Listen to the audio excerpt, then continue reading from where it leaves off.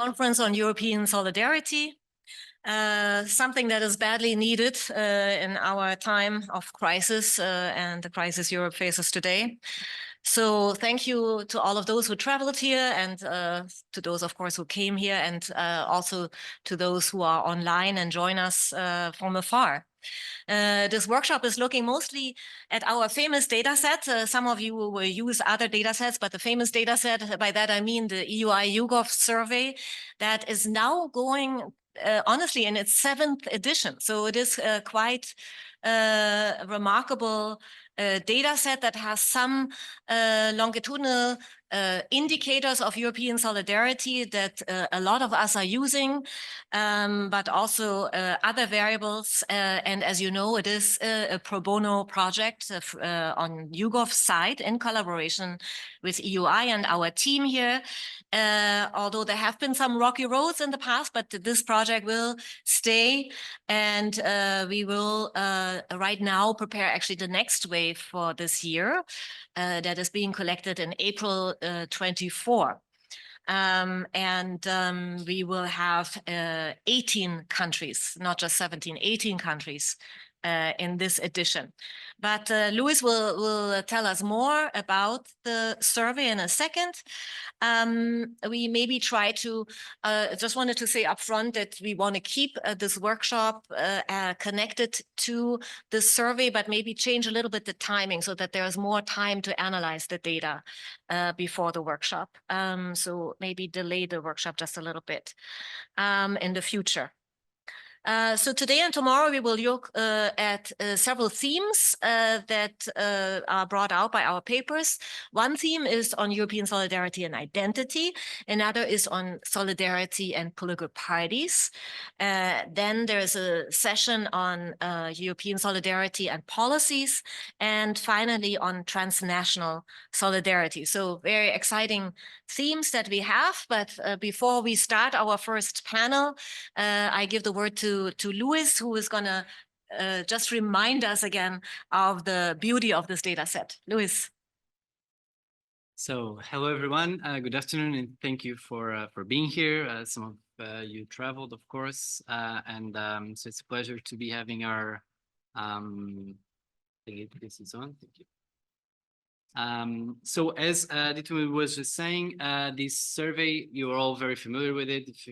Most of you, if not all of you, know the survey already. We have collected 6 waves. We're in our way to the 7th. We've been somehow fortunate in some of the years. We collect data, as you know, every year around late March, early April, and it's been opportune due to the proximity of some of the events that occurred in Europe in the last years, COVID and Ukraine, that started slightly earlier than the data collection. Just a quick word about the survey. It's been growing since 2018. We started with around 11,000 respondents. Now we're well over 24,000. Also, the country sample has expanded. We started with 11 countries in 2018, and we have since expanded. As Itin was saying, now we're 17. We're likely expanding into an 18th surveyed country. In terms of I would just like to present a very brief overview of the data for 2023, very brief descriptive data. We see that in terms of average support for solidarity, there was a remarkable decrease since 2021. We can notice a very mild upward tendency that was interrupted in 2023.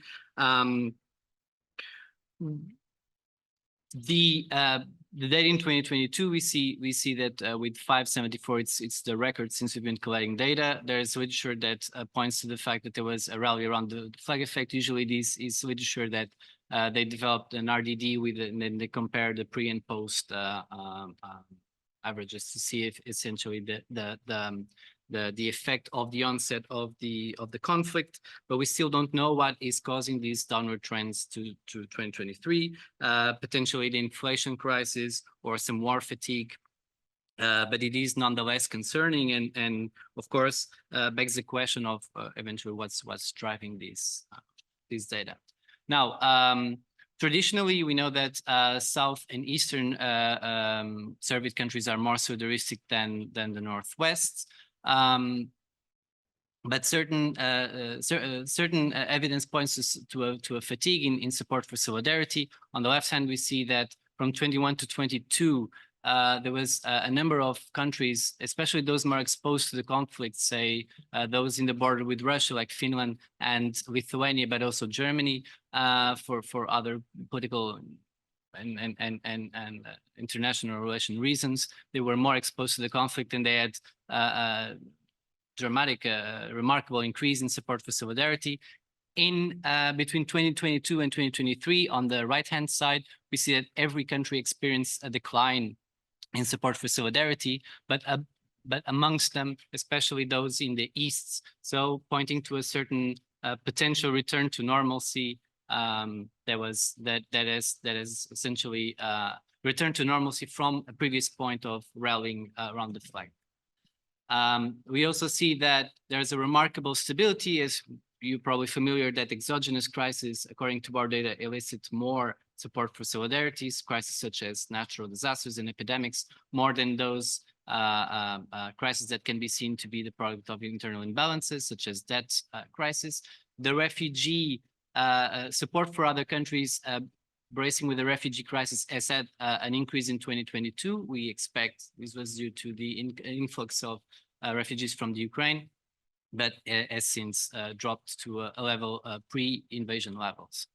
If we looked at the support for EU membership in a hypothetical referendum, we see that mirroring attitudes towards European solidarity, there has also been a decrease from 22 to 23. We have now 54%, so barely above the 50% of respondents that would vote to remain in the EU in the event of a referendum, which is low, naturally. From 22 to 2023, there has been also an erosion in attitudes towards EU memberships in every country that we surveyed, except in Denmark, but Denmark had a 1% increase. So essentially, we can say that there was a overarching, all-encompassing erosion in these attitudes. We do still see that when we ask respondents whether they trust the EU or the governments to do what's right, 42%. So there are still more respondents that trust the EU to do what's right than the governments, but we do see that in both these institutions, supranational and national, there has been an erosion in support for solidarity, and there is potentially some signs of malaise. Let's say we see in light blue those who do not trust their national governments, and in dark blue those who do trust their governments to do what's right. While this distance was shrinking throughout the years that we've been collecting data, it is increasing again in 2023, and the same thing happens for trusting the EU. There was a small majority of respondents trusting the EU more than they distrusted last year. When I say last year, I mean 2022, naturally. And in the last data collection, this has again returned to ex-ante levels. Now, what may be driving these eventual erosion in support for solidarity and trust in supranational institutions? Now, one very remarkable evidence we see is that in 2022, after the onset of the invasion, there was a very dramatic increase in those who think that inflation or rising prices is the biggest concern facing them and their families. Remarkably, so around 60% of respondents identified inflation as being the main challenge they face.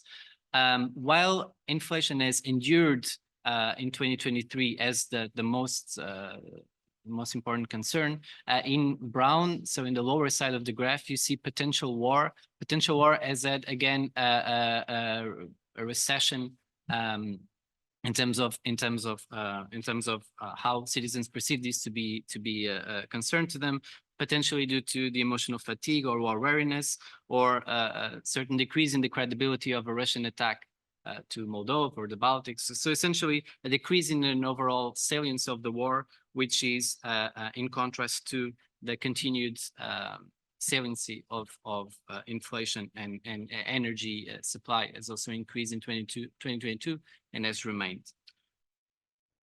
We do also see that in terms of what citizens think EU-Russia relations should be, in 2022, there has been a major shift where a majority of respondents considered that the EU started considering that the EU should invest more in defense and security than in trade and diplomacy. But this has since stabilized and potentially reduced a little bit. And we can also see that those when asked what respondents think is the major threat to their national security. Of course, in 2022, there has been a very sharp increase in those who answered Russian power and influence, but it has since reduced somehow between 2022 and 2023. So the main takeaways that I would briefly suggest from analyzing the data is that support for European solidarity has been receding to pre-Ukraine invasion levels. So awareness of the potential rallying around the flag effect that the conflict generated. The EU still retains a reserve of trust among Europeans, but Euroscepticism grew. Citizens in the EU are primarily concerned about inflation and prices, and this has become the case in 2022 and has endured more than with a potential war whose salience has receded. And finally, that Russia is still perceived as a main threat to national security, but less so than 1 year than in 2022. So having given you this very descriptive and short summary of the data, then pass now the word to Lorenzo, who will say a few additional words. Thank you. Okay, thank you, Luis. And since we're still in the welcome session, welcome to everyone.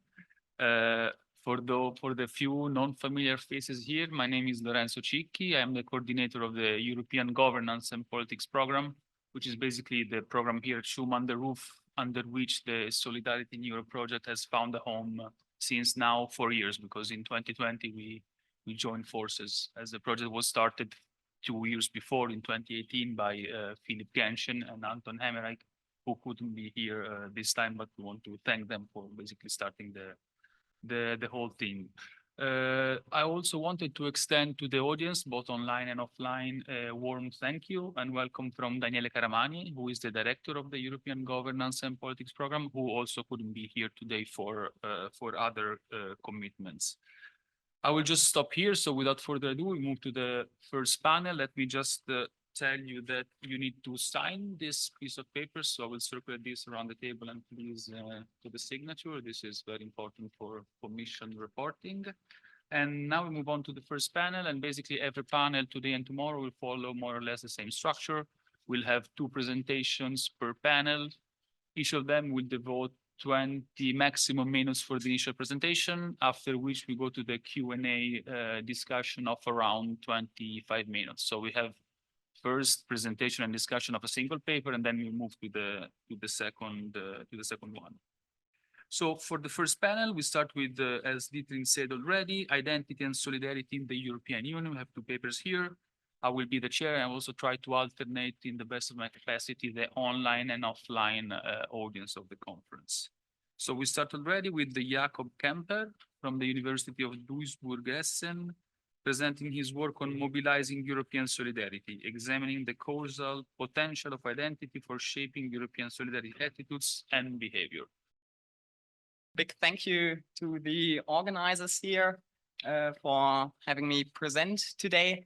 Already mentioned, my name is Jakob Kemper. I'm a PhD student at the University of Duisburg-Essen, and I'm also part of the PolitSolid project, which is an ERC consolidator grant project to my PhD supervisor, Achim Görres, and this project also funded this research I'm going to present. The question that drives this presentation is what explains change in individual support for European solidarity over time? And to answer this question, I conduct 2 longitudinal tests of identity, ideology, and economic interest explanations for support for European solidarity. So what is the motivation behind this? we have a lot of empirical evidence that points to these three as important explanatory factors of support for European solidarity, in that identification, political ideology, and economic self-interest help explain support for European solidarity in a cross-sectional perspective. But the theoretical mechanisms that are behind those influences imply that these explanations should also explain change within individuals. So if people change in these factors, this should also induce change in support over time. And to do so, and this motivated me to test whether this is actually the case. So making an empirical contribution to the existing literature here. So I ask, does change in identification, in political ideology, and in economic self-interest also induce change within persons for support for European solidarity in a longitudinal perspective? And my theoretical model takes these three explanatory factors into account. And I expect that identity affects, so European identity positively should affect European solidarity, as based, for example, from a social psychological perspective. In a common in-group identity model, we should expect that if people share or have the feeling that they share an identity, people should be more willing to cooperate and to support each other. But at the same time, if a subgroup identity is salient, so in the case of Europe, this would be national identities, this should negatively affect European solidarity. Then we have political ideology, which I distinguish into two dimensions. Basically, we have economic political ideology, and there I expect that becoming over time or moving to the left in economic political ideology should increase support for European solidarity, mainly based on this solidarity component that people who are more left also tend to support redistribution, welfare, and the like more. And then we have this cultural dimension of political ideology, mainly defined by issues of European integration and immigration. And I mean, this is closely related to support for European solidarity. So people who have a more transnationalist or people who become more transnationalist in cultural political ideology should also increase in support for European solidarity. And finally, we have economic interest explanations of support for European solidarity. And here the theoretical argument is basically if people are in better economic conditions or deem their country or their community to be, they believe that they can rather afford European solidarity. When I talk about this concept, European solidarity, I rely on Baute et al. To conceptualize of different subdimensions, who in a great paper from, I think, 2018 showed that, or used 5 dimensions for social Europe. And basically, if people support each of those dimensions, I conceptualize of that as one dimension of European solidarity. So we have interpersonal European solidarity, which can be understood as support to share risks, to redistribute across Europe. This is close to transnational European solidarity. We have member state European solidarity, which is support for financial transfers between member countries of the European Union. And then as an additional dimension of European solidarity, I have support for European social citizenship, so that people, irrespective of their national citizenship, have the same social rights within Europe. So what is my analytical strategy to test this theoretical model? I do analysis of 2 data sets, both of them from Germany. First of all, the German longitudinal election study, which has a panel component, and then on a data set of panel data that we in the PolitSolid project gathered last year. I use fixed effects models with two-way fixed effects for individual and wave effects. And in this way, I control for any time invariant confounders, because those are caught by the individual fixed effects.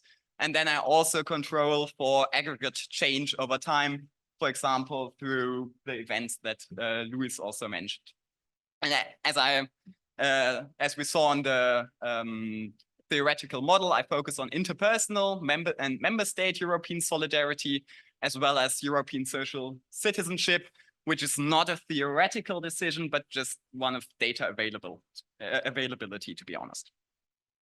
So coming to the first analysis, first, a short description of the panel data we have. I'm really sorry that I can't be the first one to use this great YouGov data set in the talk here.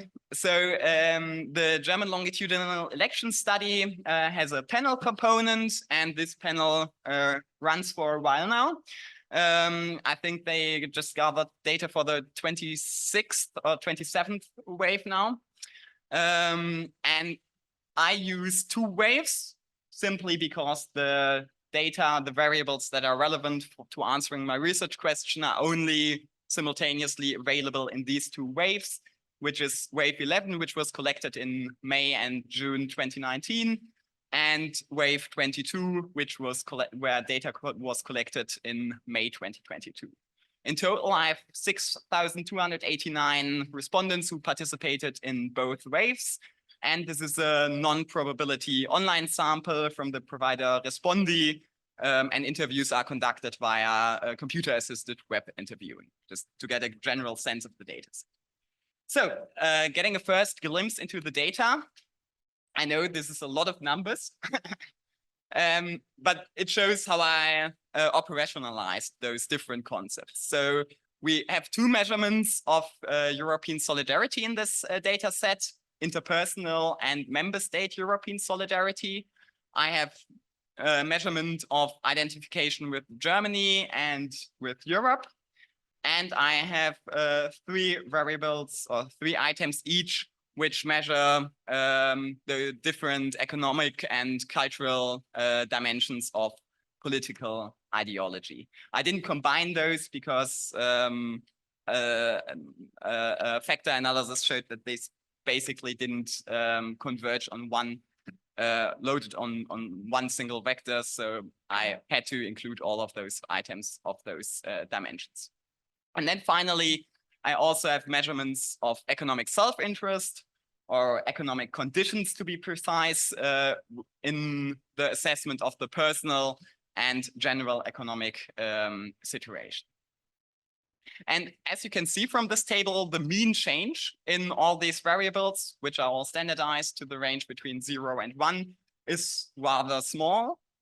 But if we look at the absolute change, so taking the absolute of the change from wave 22 to wave from wave 11 to wave 22, we can see that, for example, for interpersonal European solidarity, there's a change of about 16.9 percentage points between the waves. So substantial variation that we can analyze using the fixed effects models, because the problem obviously is with them that they only use the within variance within respondents. And then on the right-hand side, you can also see that about 40 to 50% of respondents stay constant in each measurement, but that we have substantial variation for most respondents. So we can take from this table that we have substantial variation, and we can use those fixed effects models to look into change within persons over time. So what are my results from this first analysis of the BLES panel data? First of all, I find that for identity, European identity is also, in a longitudinal perspective, within person over time associated with higher support for interpersonal and member state European solidarity. This effect is not large. So as I said, I standardized all of these to the range from 0 to 1. So going from the minimum value of European identity to the maximum value implies an increase in interpersonal European solidarity of about 4.8 percentage points. Not large, but still an effect we should probably care about. What is interesting for the identity explanation is that German and European identities don't have significant effects independently of each other. So I have both of them included in the model, and German identity does not have a significant decreasing effect on European identity, while European identity increases support for European solidarity in those two dimensions. Looking at economic political ideology, we see that mostly support increases if people also increase in agreeing to more leftist economic political ideology items. And also in regard to cultural political ideology, we see that increasing in what I would term a more transnationalist cultural political ideology is associated with higher support for European solidarity. But coming to the third explanation, we see that actually the explanatory power of this explanation is not much there, especially for interpersonal European solidarity. We have no significant effect of either an assessment of the personal nor the general economic situation on support for interpersonal European solidarity. So having a better view of the personal or the general situation of Germany in terms of the economic condition does not increase support for interpersonal European solidarity, while for member state European solidarity, the personal economic situation does not have a significant effect, but the general economic situation does. So increasing or developing a better view of the German economy was associated with more support for member state European solidarity. So these are the results from the first analysis. And now we turn to the second analysis of the data that we collected ourselves.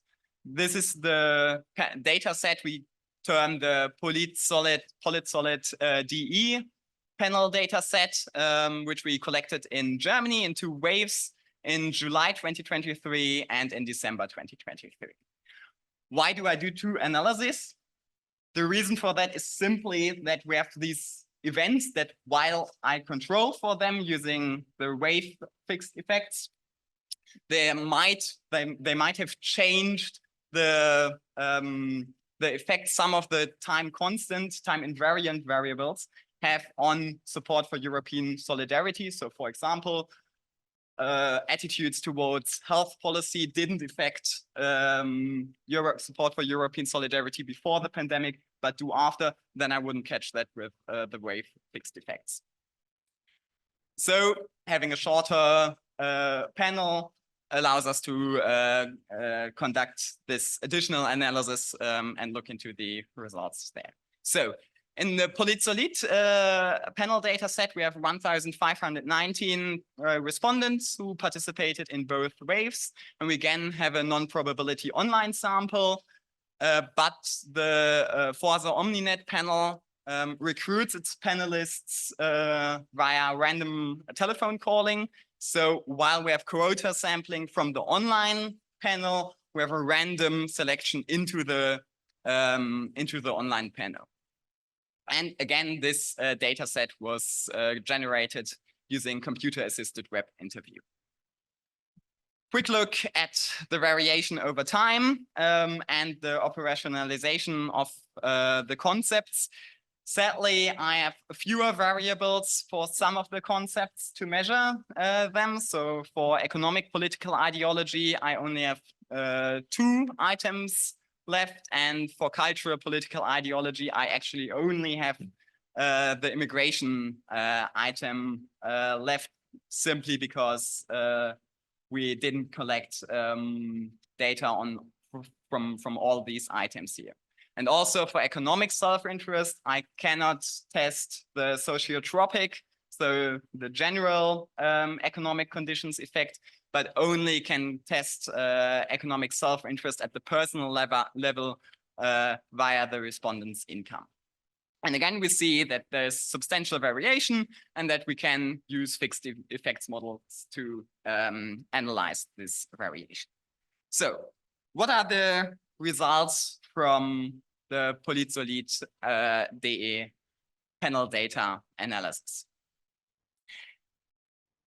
For identity, I find that support for European social citizenship is not explained by either German or European identity, but that for interpersonal European solidarity, measured as harmonizing living conditions within Europe, I find that increasing in German identity was associated with a significant increase in interpersonal European solidarity, but that the effect of of a change in European identity was non-significant.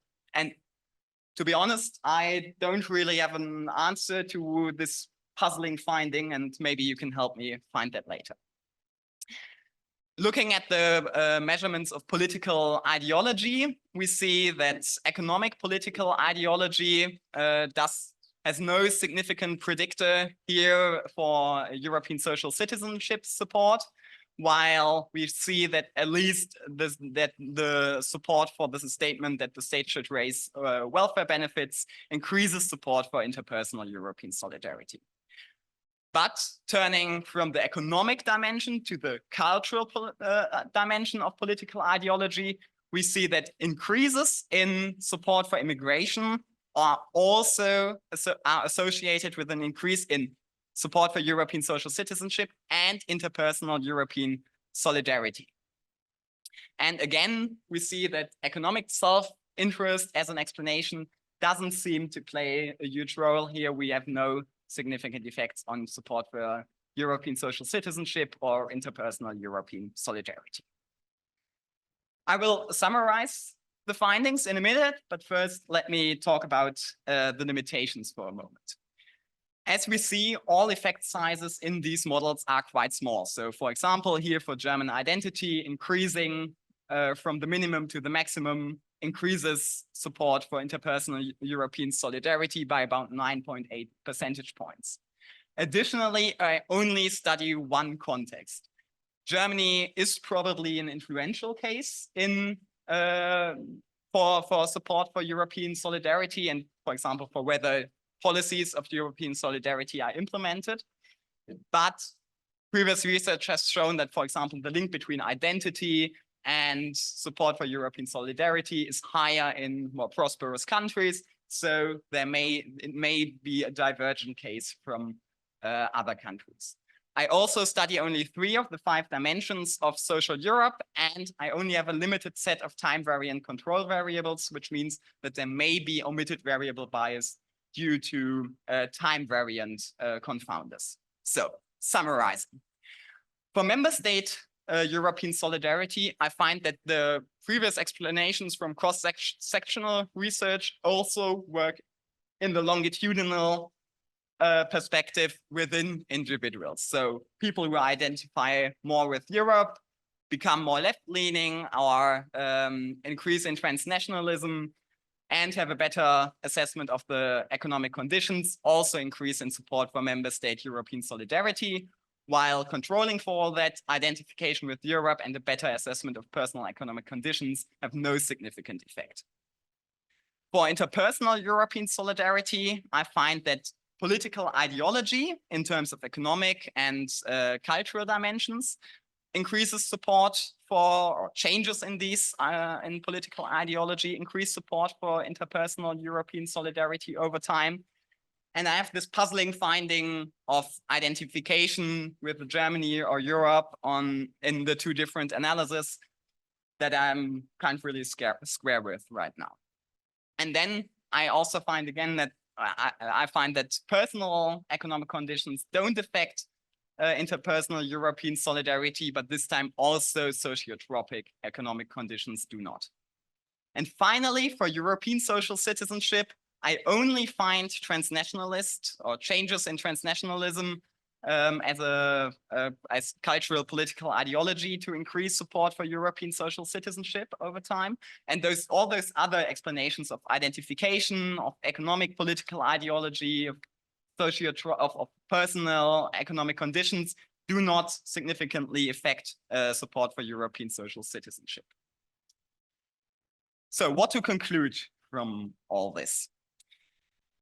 I find that in my analysis over time, within change in individuals, the three main explanations, identification, political ideology, and economic self-interest, economic conditions, only completely hold for support for member state European solidarity.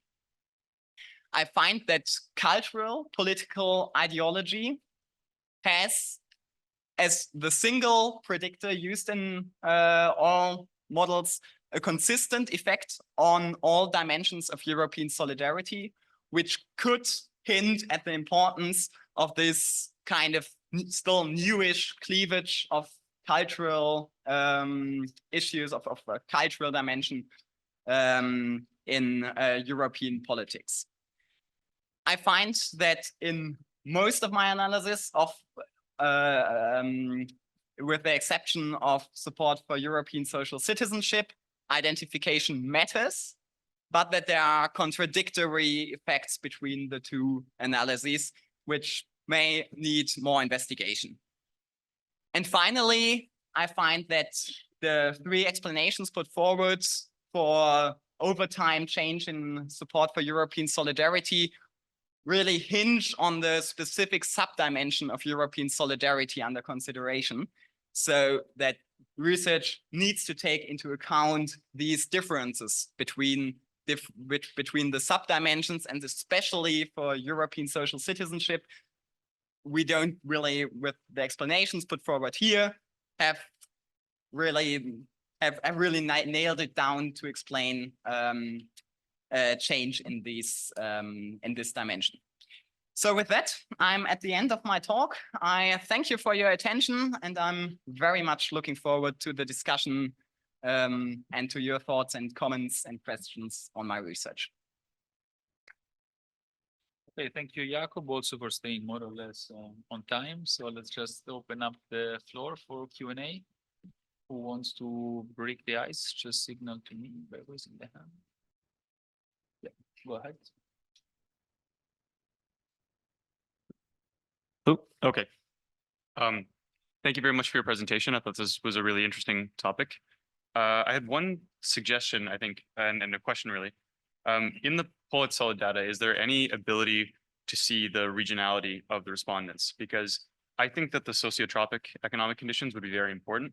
And I wonder if you might merge in some kind of regional measures of economic inequality or economic standing, and that way you can get at that. And I think it's particularly important in that time period because we might see some kind of stronger economic changes in the post-2020 era, and maybe that could have a sociotropic effect that might be lost at the individual level. I think that would be a great complement to the rest of your analysis, and I think that it might uncover some of the variation you might be looking for.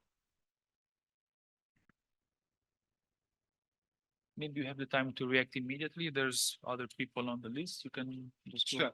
Yeah, I think that's a great idea. We have data on the zip code of respondents, so we can merge data on the economic conditions in their county, for example. So great suggestion. Thanks. Okay, I have Nan on the list, then Anne-Catherine, and then Daniel. Maybe we have time. Okay, okay, more people on the list. So Nana. Thanks a lot for the presentation. I wanted to touch upon the point of the contradictory effects that you say require more investigation or explanation, but I think you have the explanation there and the answer for this, because starting from the idea that identity is very stable or that that means it changes slowly over time. In your first analysis, you have 3 years between wave 1 and wave 2. And surprisingly enough, okay, it was also the COVID years and part of the Russian invasion is, surprisingly enough, if you look at the change over time in your descriptives, the change over time in European identity, I think, was greater than for all the other attitudes, which is surprising for a stable attitude. Whereas in the second panel, since you have only a few months between wave 1 and wave 2, identity does not change at all. And I think perhaps more discussion around the stability of identity and how this might influence its effect would be warranted in the paper. And that's why you might get different results in the two analyses. Yeah, I think that's a very relevant and interesting thought.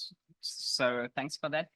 I mean, one counter argument against that would be that I find an effect of change in German identification with Germany. So that I mean, there is some kind of change in identification going on even in this short time period, but it may be that that identification is simply stable, more stable than I assumed.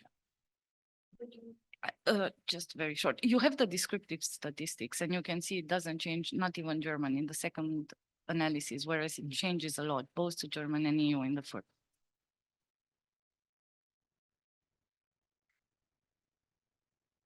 Yeah, thanks, Jakob, for this very interesting presentation. I wanted to make exactly the same point, so that identity is in general rather stable over time, you notice from the literature. And I also wanted to make the point about the regional differences in Germany, not only when it comes to the economic performance, but also think about the history of the country. You know, one part is not in the European Union since such a long time compared to the other part. So also the attitudes towards the European Union usually differ between the different regions in Germany. So this is why it also would make sense probably to differentiate here a bit in your analysis. Jakob, if you want to react. Good point. Well, point taken, okay. So, and let me also signal if somebody from the online domain wants to jump in, just raise your hand or write down your name on the chat, and I'll make sure to get to you as well. So to try to bridge the gap between the online and offline part of the conference.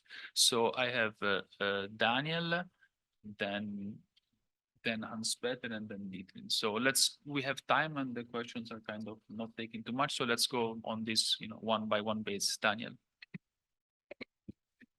Thanks, Daniel Korek, a postdoc here at EUI. I have an easy task because I'm going to marry basically some of the previous comments.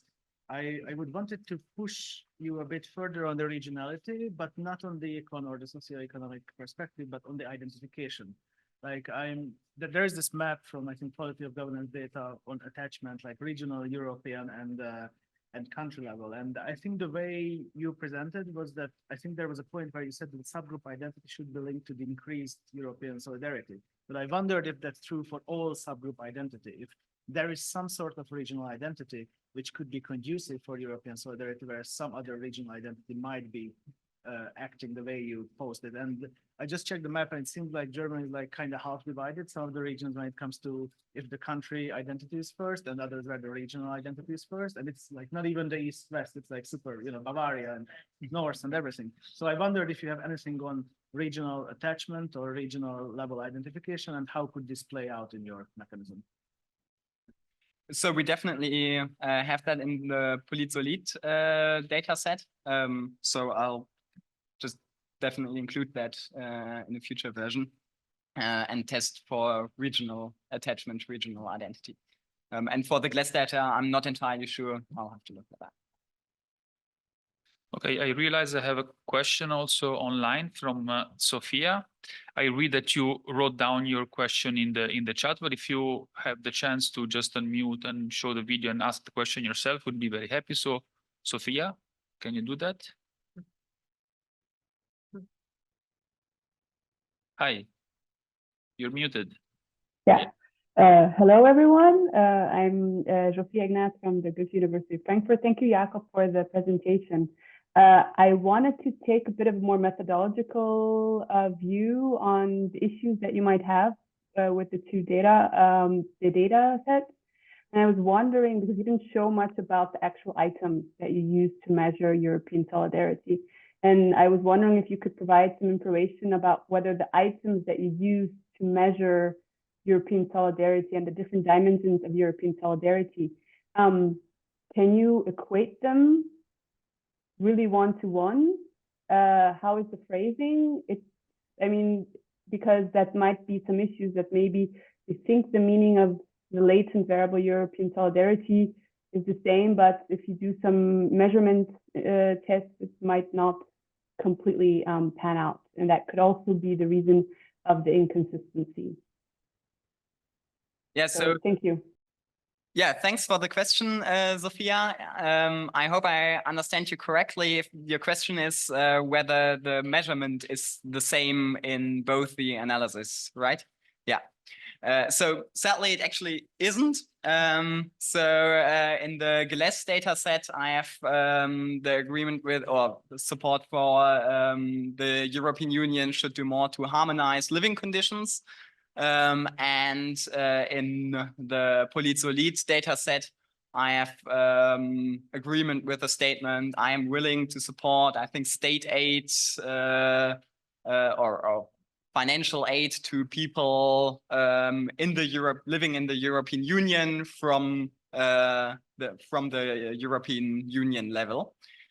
So I would argue that both of them measure interpersonal European solidarity, but obviously those two measurements are different, so we cannot easily equate them, or we cannot equate them. Yeah. Okay. Heinald, I hope I didn't butcher your name. From Darmstadt University of Technology. With colleagues, we are just finishing a research project on how European understand solidarity, reciprocity, and fairness based on, in contrast to surveys, based on focus group discussions. But my first question is inspired by my experiences with surveys. Your questionnaire is quite long. What is the completion rate? This is crucial, isn't it? Yeah, sure. That is an important measure. I agree with you. But I don't have the numbers right. Okay. Well, the second issue, it's addressing the problem of qualitative and quantitative, interpretive, and other approaches. Your concept or conceptions of solidarity seems to me quite simple. If we have a look at the academic debate and political debate about solidarity going back to Durkheim, you have a lot of definitions. And the question is, what definition in the academic and political debate fits to the understanding of the respondents? Should we give more attention to how European understand solidarity? Does it fit really to classical definitions we can found in the history of ideas? Just a brief answer from our research. We found a distinction made by Sally Scholz quite helpful. So it's humanitarian solidarity. We are humans, we are all humans, and we have to help each other. And this became clear when talking about a natural disaster. But the second definition of Sally Scholz, civic solidarity, it's a different one. It's developing in social movement, it became institutionalized, and then there is an institutionalized responsibility to help. This is different from the first notion. So we considered this by confronting our focus group participants with different scenarios and try to grasp their notions of solidarity related to specific issues: a natural disaster, a financial crisis, or social and regional disparities. And European citizenship, I think Sally Schulz would subsume it under political solidarity. So you have a political idea and you support those who are mobilizing, trying to reach this objective. I think you should consider this more clearly, and then also, yes, by service, I think it's not possible to get an understanding how the people, the respondents, are thinking about this kind of solidarity. Thank you. Yeah, thank you for the very interesting and relevant points you raised there. I mean, in my paper, I use a definition by Stiano of solidarity. So the willingness to support others, I think, who are in a worse situation as oneself, or something in that direction. And to be honest, I couldn't quote it verbatim right now. I tried to be at least more comprehensive than much of previous research by including different dimensions of European solidarity. And I agree with you that it's not possible probably to actually do a comprehensive look at all kinds of solidarity people have in mind when using survey research. But at least those three dimensions are ones that are relevant in the European political sphere.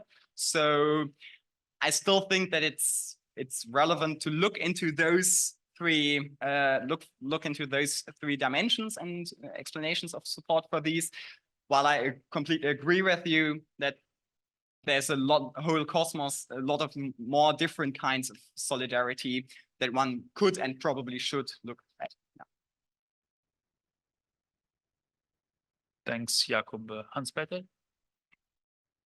Yeah. I have a similar question to Sophia. You didn't tell us the response scale. So if you define change, how many steps on the response scale count for change? And the second one is, did you analyze the relationship between the different types of solidarity you measure?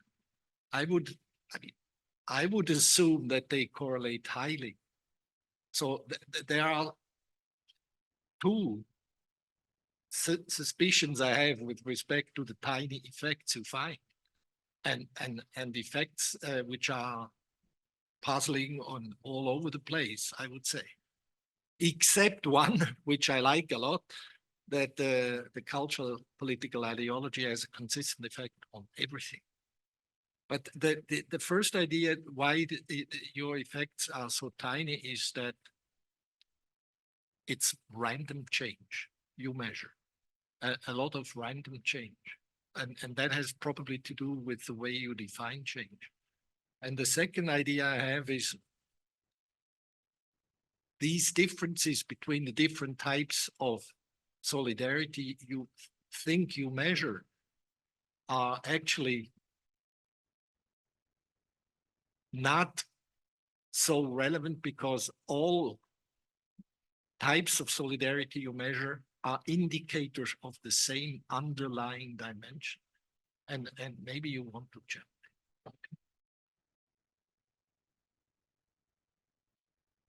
So thank you very much for the comments. I have the correlation between those, or I have run models with the different dimensions, each included for to predict support for the respective dimension then. And yeah, they explain a substantial part. And I mean, I think we would expect that if we conceptualize this this large concept of European solidarity, in which several sub-dimensions are included, and those should correlate and those should explain each other to a certain extent, but not fully, because there is policy area specific attitudes and specific to different policy areas, different preferences and attitudes towards that. So I would think that it should be expected, and that this doesn't really, I don't think that it's very problematic if those different dimensions, sub-dimensions of this concept correlate with each other and help in explaining each other. And regarding the tiny effects, I definitely also have measurement error in there, in that people who might not have changed in their, for example, European identification may at one point choose, I don't know, the scale value 4 and next time 5 without actually having changed. And this is just random noise measurement error. But first, this measurement error should basically be, as I said, random. So it should be distributed in a similar way. So randomly, and in this way, it should make my coefficients less precise. So increase the standard error of the coefficients I have in my models, but basically not bias the direction or the size of the coefficients, at least from my understanding of the method literature, but I may be wrong on that. And I define change simply as the difference between the measurement in the second and in the first wave. So as a continuous. No, I calculate the difference between measurement 2 and measurement 1. So not taking a mean of those two measurements and then subtracting once and adding it at the same time. So yeah, I get this noise, basically this random noise of measurement error in the data, but it should mostly inflate my the precision of the estimates. Okay, I think we have one last question by Dietlin. Are we short on time? Let's say we are spot on the mean of that. Okay, so I shouldn't say anything. No, take your time. Because also had a comment for Hubert, who I think it was very interesting, your intervention, because I think in our survey, the European Solidarity, the YouGov survey, we try to pick up on these different dimensions of solidarity. So we do actually mention different types of scenarios, financial crisis, refugee crisis, health and unemployment crisis, and so on. Is that what you had in mind, or did you have a deeper scenario in mind that is giving an example? So one question, maybe we need to hold on with the answer for the coffee break. I don't know, because yeah, Lorenzo is kind of giving me a little bit of a side kick here. But I find that very interesting to discuss, because I mean, we are all interested in the measurement of solidarity. So I think learning from the focus group is very important for us too.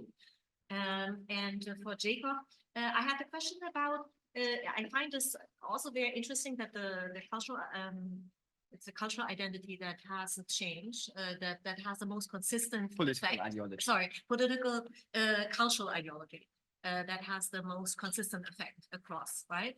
And you also found changes from one wave to another, depending on the project, of course, but there were changes in it. And so I'm interested in digging a little bit deeper into that, like who is actually changing this cultural ideology? Who are the people? So we are not just saying these attitudes cause these attitudes, but we are also digging a little bit deeper on who are these people, and then we can maybe also think about why a little bit more. So I think that could be an interesting additional step, I think, of the analysis to look at those who actually changed these attitudes on the independent variable side. Yeah, I think that's a great thought. And also for the other explanations. So, for example, I mean, from socialization theory, we should expect that, for example, younger people probably change more in identification. And I think that's a great idea to dig deeper into that. Okay, I will abuse my power of chair and move the discussion on the concept of European solidarity to the coffee break, or maybe at the end of the panel if we have time, so we can move to the second paper. But first of all, thank you, Jakob. Great paper. So the second paper by Nena and Alex, plus Zbigniew, who's not here. That's crafting solidarity, experimental evidence on the current effects of domestic politicians on public support for EU solidarity policies. And I guess Nena is going to present. So same as before, 20 minutes maximum for the presentation, and then we go straight to Q&A. Okay, so thanks a lot, everybody. Before the presentation gets opened, I have to say that this is a project in the making. It's not yet a paper. It's a pre-registered experiment that we just started analyzing. So we thought it's the right time to perhaps presenting and get ideas while we're still early on. The data on which this is based is part of the YouGov Solidarity survey, but it's an experiment embedded within that survey. And this is co-authored work with Alex Moise sitting here in the room with us, and Zbigniew Truchlewski, who couldn't be here today, but hopefully, I don't know if he's online. So our provisional title for the paper is Crafting Solidarity, Domestic Politicians' Queuing Effects on Public Support for EU Solidarity Policy. So while the first paper that we saw focuses on identity, which is, again, as we talked, might be a bit more stable, here we're talking about whether solidarity can be crafted by queuing by politicians. So I'll have a classical structure of the presentation. I'll go a bit through the state of the art, then I'll present the experimental design together with our pre-registered hypotheses and our preliminary results. So in terms of the state of the art, what we already know is that in national politics, across the board, US politics, EU politics, even in high salience domain, queuing has been shown to influence the legitimacy of decisions and be used by citizens as cognitive shortcuts informing their preferences. In terms of EU politics, more specifically, there are already a few experimental studies out there that provide evidence on queuing effects, which I will talk about more in a minute. And why would we expect queuing in EU politics? Well, the low salience of EU politics and also the multi-level nature of the politics makes citizens more likely to need queues, because this is a very complicated environment, to need queues to kind of navigate this complicated terrain of EU politics. So, and also it has been shown before that citizens actually lack information or have less information about the European Union and its politics, and again, need these party queues to develop stronger attitudes. What we know so far, we know that national government queues work better than EU official queues, for example. We also seen evidence on party queuing, so queues that come from political parties as being effective. Some studies have shown that voters may pay more attention to the source of a message on EU politics rather than the message itself. Party queues stronger than ideological queues. And moving closer to solidarity, there's also been research on mobilizing support for international bailouts. So where do we come in? We take a similar approach to these studies that I very quickly presented, and we ask to what extent do national government or opposition support of EU solidarity policies affect the acceptance of these policies. So what we try to ask is first, in this idea of the source, ask whether the source matters. And here we look at government versus opposition. While previous research has compared governments to EU officials or only looked at political parties, we think this distinction is important because governments are the main players on the intergovernmental scene on the EU. They are directly involved. Previous observational research has shown that governmental cues rather than partisan cues are more important when it comes to EU politics. So we're trying to tap into this difference. But then we also want to see some variation in terms of the cues, the content of the cues themselves. Does this vary across policy domains? And does the type of cue, whether it's a negative or positive cue, make a difference? And we do this via a factorial survey experiment in which we vary precisely these three factors: the policy domain, the source of the cue, and whether it's a negative or a positive cue. And our experimental design, what the respondents get, they get a statement kind of like this. So this is a statement that doesn't contain any cue. And here we vary an immigration, solidarity policy in the immigration policy domain and one in the energy policy domain. So the first one is proposing immigration quotas to share the burden of hosting asylum seeker between member states. The second one is using EU funds to share rising energy costs. So they all imply some risk sharing or burden sharing between member states. One is more economic, one more cultural. And then on top of that, some respondents got cues. And for the cues, we added just a simple statement on whether either the major Italian opposition parties or the government, here Italian substitute by all the countries in our surveys, and then whether that cue is positive or negative, strongly support or strongly oppose that policy. And then respondents were asked to rate their support for that policy. Now, in terms of the hypotheses that we had before fielding the experiment, so first, irrespective of cues, we thought that solidarity will be more supported in terms of economic and energy policy rather than in cultural immigration policy. And that's because of looking at EU's recent track record of having successful, let's say, more or less solidarity projects in his domain. So on the basis of the successful NGU, but not so successful proposal for burden sharing in immigration, we thought on average, irrespective of cues, we'll see more support in the economic energy policy. We also assume that cues, irrespective of these other factors, cues will have an effect on the basis of previous literature. Again, government cues will have a stronger effect than opposition cues, with governments being the main actor on this intergovernmental scene and being direct actors in EU politics. Based on prospect theory and the fact that people are more sensitive to potential losses and to changes in the status quo, we believe negative cues will have a stronger effect than positive cues. We also have some interaction hypotheses. This is one that was not so clear cut, but this is what we pre-registered. So I'll just put it out here, that cues will have a stronger effect for immigration policy rather than energy policy. We thought because support will already be strong for energy policy, and because immigration policy, cultural policy is more partisan, ideological, identitarian, people might be swayed by the national actors of their choice, opposition or governments more easily in terms of immigration policy.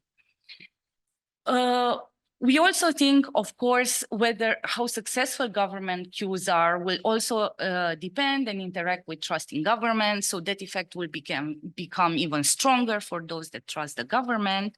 And we also want to look at European identity, and we believe that cueing is stronger or more effective in groups with mixed identities, because we think the extremes might already have strong opinions to begin with. So those who have strong only European identities might be more solidaristic to begin with, so less easily swayed by queuing. Those that have national only identity might have less solidaristic attitudes to begin with, so will be again less swayed by queuing, by a simple queuing statement. So let's look at the preliminary results. So here are just the descriptives, not yet the models. And what we can see here is the no queuing group. And here is the support for the energy, solidarity policy, and support for the immigration policy. And indeed, we see on average more support for the energy solidarity policy. Now moving to the queuing groups, here is those that got a negative queue. Here is those that got a positive queue. And within them, whether they got a government queue, the triangle, or whether they get an opposition queue, the square. And what we see indeed, oppositional queues significantly reduce the support with quite a large effect size, but we'll go on to the effects in a minute, in the energy policy, and also significantly, but to a lesser extent, reduce the support of immigration policy. Also at this descriptive level, we now see no difference between government queues and oppositional queues. So both seem to work equally well. And we see similar results for the positive queues. Positive queues in terms of the energy policy, they increase support for those policies and increase support for the immigration policies, though not significant across the government and oppositional queues. But going beyond the descriptives, looking at the size of the effects in the model, so here we have the effect of factor 1, immigration versus the baseline energy. Again, we see that energy solidarity policies were higher rated. Here we have the effect of government queues and oppositional queues versus the baseline of no queue. We see both of them have a significant effect, and there's no difference between the two. And here we have the effect of negative queues, oppositional queues versus positive queues.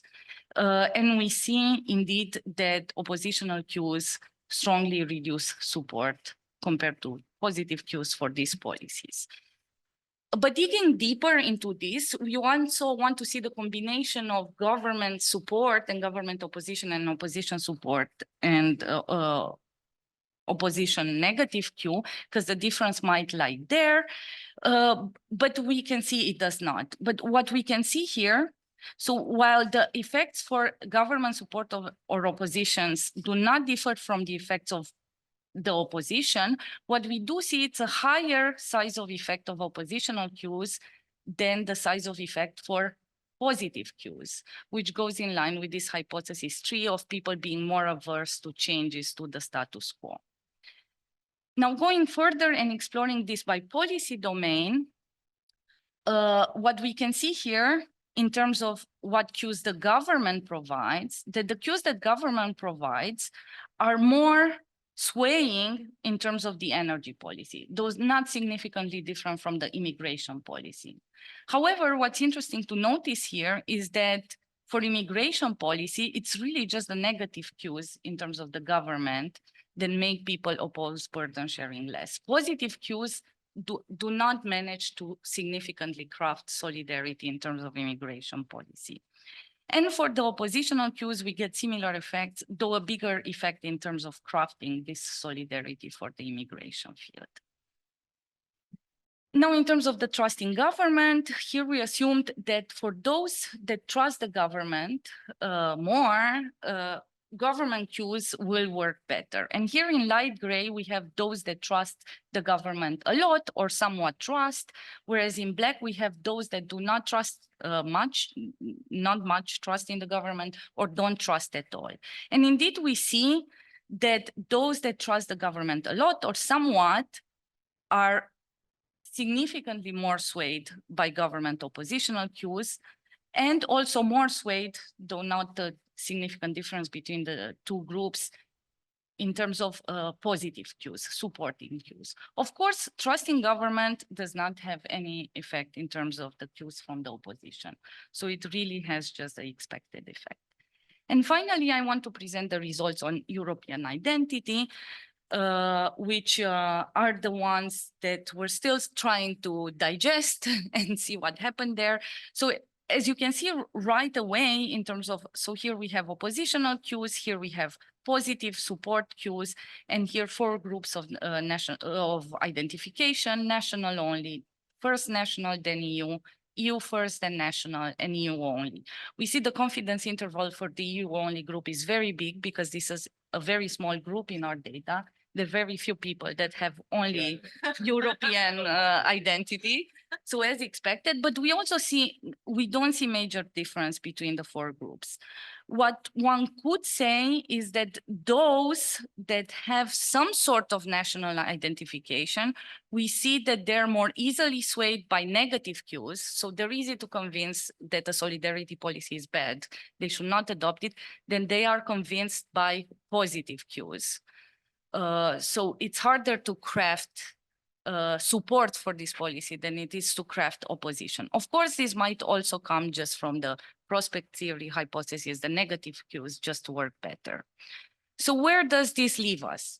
So first we find, in line with other research, that cues do matter in EU politics and in crafting support or opposition for EU solidarity policies. And this is important, especially since much of the solidarity literature is rooted in identity and stable factors.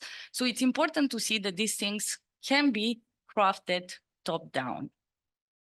We also find that negative cues have stronger effect than positive cues. So we see that crafting solidarity, whether we see that cues matter as a good news because politicians could gather support for the EU, this is actually a double-edged sword, because what we see is that actually negative cues work much better than positive cues. So it's much easier to craft dissent rather than support.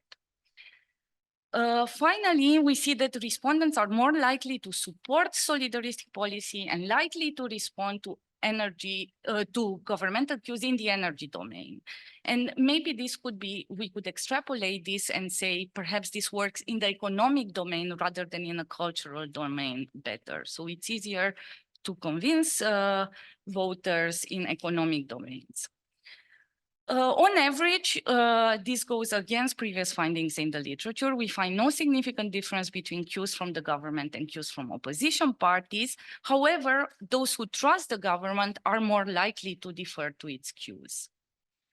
And what I didn't put on the slide, mixed results in terms of European identity that we're still digesting. Thanks a lot, and I'm looking forward to your comments.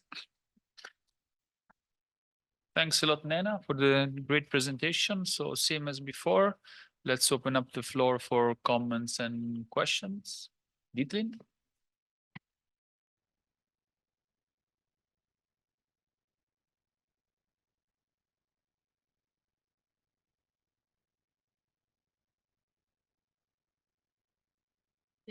With the trust item, but would it not make more sense to identify government supporters from opposition supporters and directly measure how they react? Because I think trust in government, puts together a lot of different people, and some people don't trust anybody, not even when their own party is in power, right?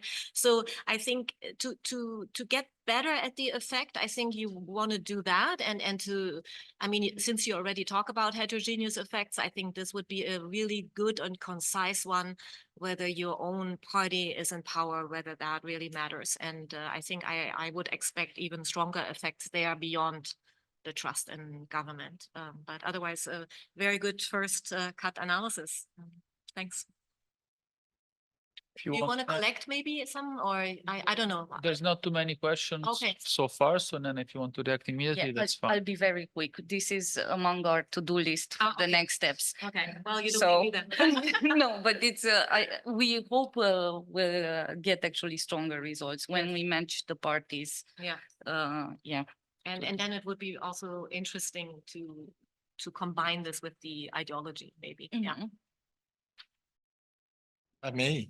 I tried in the other paper which we will present tomorrow, and the results are less clear cut. And the reason why is that you trust now, you are interviewed, you trust the government now, but you voted for the party maybe 3 years ago. So the trust in government is a better measure for the time when the survey is done. Okay, I will just give the floor to Alex because it's a follow-up to this specific discussion and then go back to Daniel. I just wanted to add that another thing that we want to do is code the governments themselves. So to see whether the government is left or right, or more pro or more anti-European, because that might also be collapsing what we see. So it might be that, coherence matters, right? So when one of, yeah, right. Yeah. Yeah, exactly.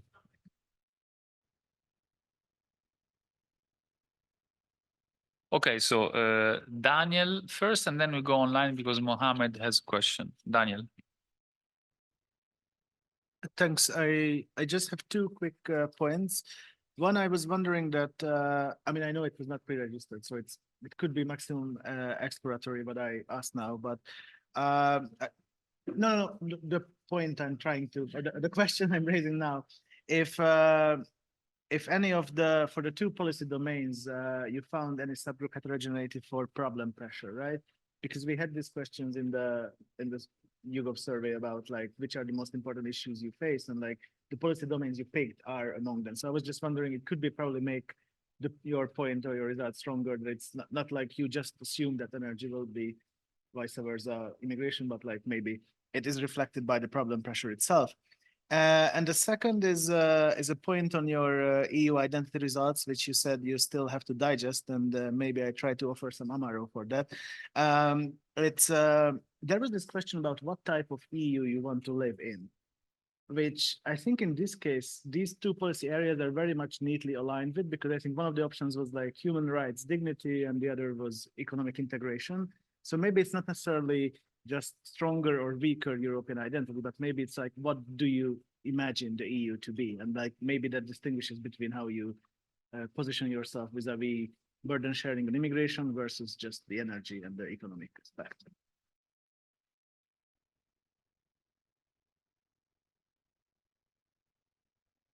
Okay, point taken. We'll move on with a clear point taken. So Mohammed, online you can unmute yourself and ask your question. Okay, do you hear me well? Yeah, loud and clear. Perfect. Thank you, Anna, for the presentation. Very interesting research. So I have also a question related to the heterogeneous treatment effects. So in addition to partisanship, which I agree is a very, very important factor to take into account in the queuing literature, there is also the political interest variable, right? Because people who have information about this specific issue or generally more politically interested, they are less likely to be swayed by what politicians say, in contrast to people who don't have much information or not very politically interested, who might just accept what you write in your treatment. So have you also looked at political interest? And also issue salience, I think, is a very important factor also to take into account. So how much the issue is important to the person. And last question was about the country level results. So I suppose the results that you showed us is from the pooled sample from all countries. Have you looked at country level results to perhaps unpack some interesting trends about, the country situation in terms of immigration or energy policy? Thank you. Okay. Thanks a lot. Great ideas, and some of these we already have on our list. So political interest and country level heterogeneity we have on our to-do list. We just didn't get to it yet. Issue salience, I think indeed we need to add that, also in line with Daniel's comment.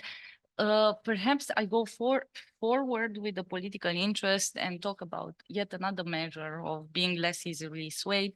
What we aim to do as a next step is also take respondents' attitudes towards immigration and look at those that are at the extreme of the scale versus those in the middle. Again, those holding the extremist views, we assume would be less easily swayed by cues. So that goes along the political interest. We don't have the results for this yet, but we're looking forward to them. So thanks a lot for the great ideas. Say it again. Think Nena and Alex for the very interesting paper that's coming along. I mean, as Mohammed was saying, I was also thinking about other potential controls that you might include. So this, of course, is something that you're obviously thinking about. But I thought that I didn't see it, or at least it wasn't so clear to me. But this may be an issue of making clear in the beginning in the design that it seems to me that you think that so the reason why you think that the queues will work better in immigration rather than the energy economic policy areas is the fact that you expect that immigration attitudes towards immigration will be harder to sway because they're more salient.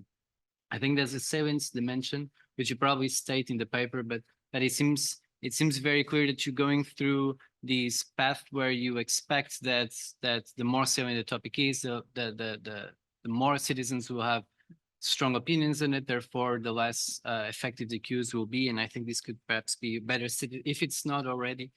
The other thing, then I'd like to perhaps for future future research endeavor, would be interesting to see whether lower trust in national governments, if you had European queues or queues by European officials, to see whether citizens, when they don't trust the national governments, whether they would take heed of European queues more strongly, perhaps once in the future, if you can make this comparison.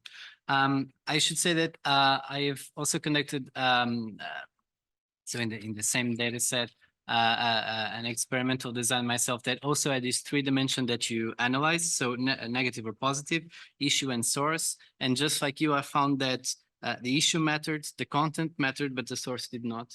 So it's interesting to perhaps see that there's some I mean the fact that these both designs kind of align in may be a good sign. And then perhaps just to offer maybe a conclusion that I was getting to when I was seeing the graphs is that potentially when you look at the effect of trust in governments, you say that citizens take heed of negative cues, negative governmental cues, but I think also positive ones, because I think the point estimate is outside of the confidence interval of the negative. The positive one is outside of the confidence interval of the negative, so it would perhaps further support your conclusions. And this, I don't know about the question on the type of Europe, because it confronts market integration, yes, but it confronts also the cultural dimension is more towards the EU being an agent of peace and human rights globally. So I don't know fully to what extent, but it could definitely be perhaps social Europe, which is another dimension of this question, could also be of help. But great work, and I look forward to see the future steps of the paper.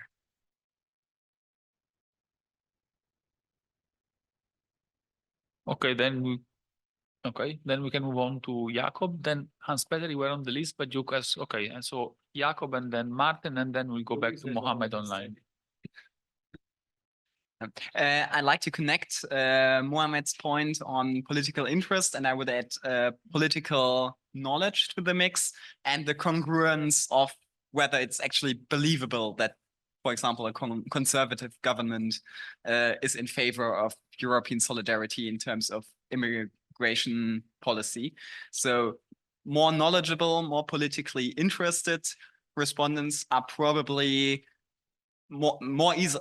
are probably seeing more easily when there is incongruence in the message between the current conservative government and supporting a measure of immigration policy solidarity than less knowledgeable people. So there might be some interaction going on there that I would be interested in you entangling. This one I will take because we struggled with it a lot, this believability point.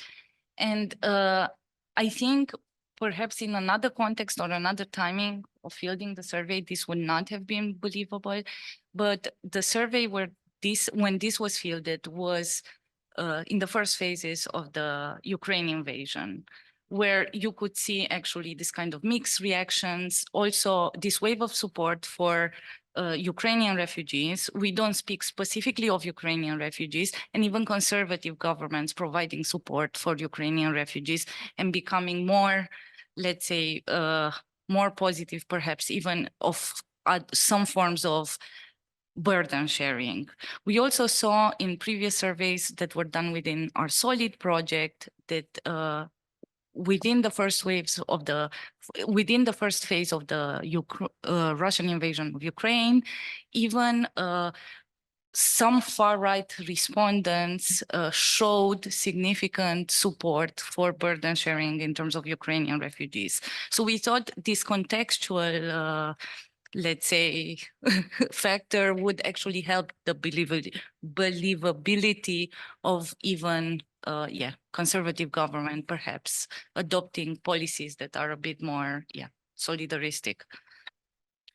Just a minor point, could this also be problematic in then generalizing the results if this is such a specific situation? Yep, could be. Just adding to the previous point. So I think we eventually thought it's not such a big problem that some combinations are not might not be believable, because there are very few cases in the EU of having politicians so pro-EU or so anti-EU that you couldn't imagine them taking a slightly different side. So Orban would be one case, and then a few others. And so these are a minority of cases. And I think what the worst that it does for us is actually that it adds noise. So there are people who will not answer the way we'd expect them to if the politicians were different. So I think it's actually probably underestimating our effects. But then we still plan on correcting for this by measuring the government's pro or an anti-EU attitude, and then seeing if we have these, if the incoherent combinations then have a null effect, then it might mean, then it by definition would mean that the other combinations have stronger effects.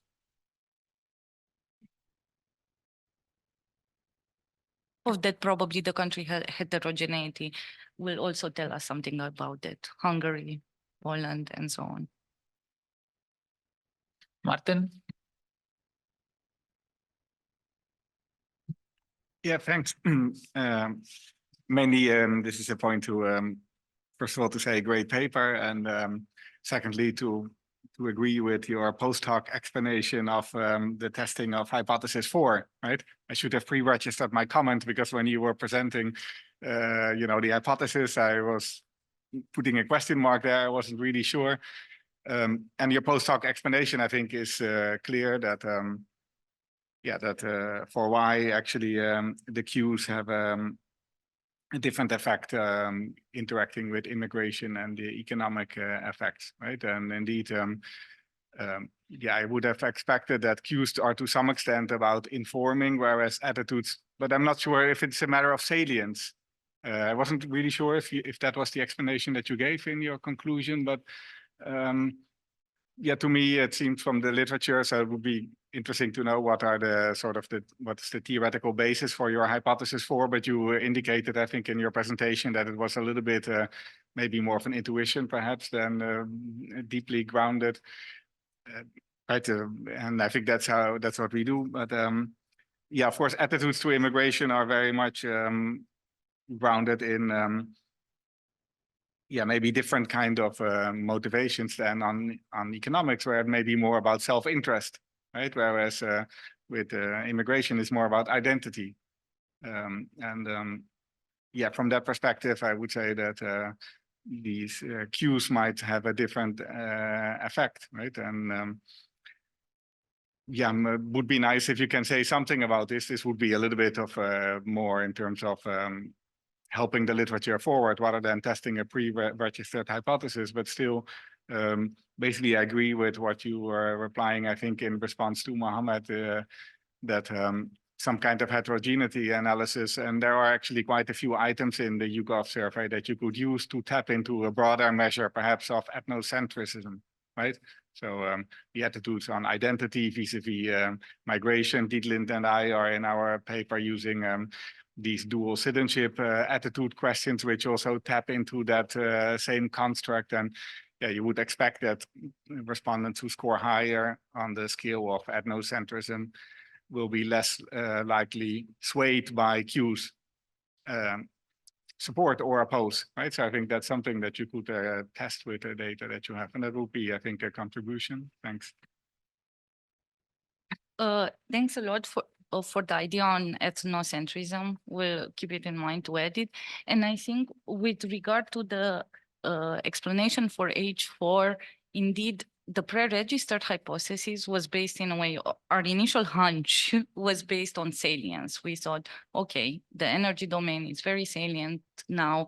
People probably know more about it, so they already have strong opinions. The post hoc explanation is precisely the one you talked about.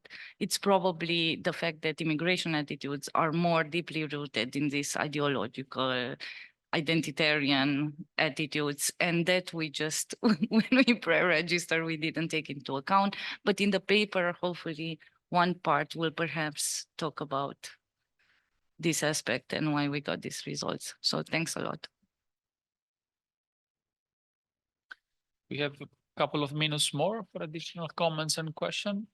Somebody wants to jump in, or we have an early coffee? Hans-Peter, yes. The experiment was done last year, 23. So you have the immigration battery, the immigration attitude battery. For the extremity. So the ethnocentrism is something else. You won't need it because you have a more specific immigration related attitude.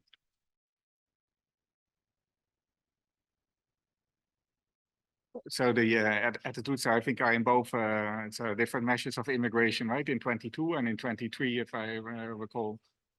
Yeah, and in 23, we included the CSS battery of items on attitudes towards immigration. Yeah.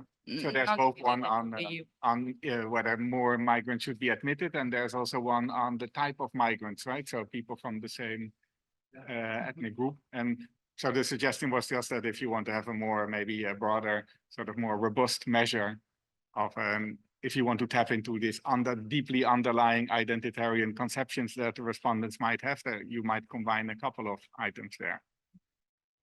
Just so that it becomes a bit more distant from the dependent variable that you measure, which is the attitude to immigration, right? Because if you only look at the immigration attitude, then it's very close to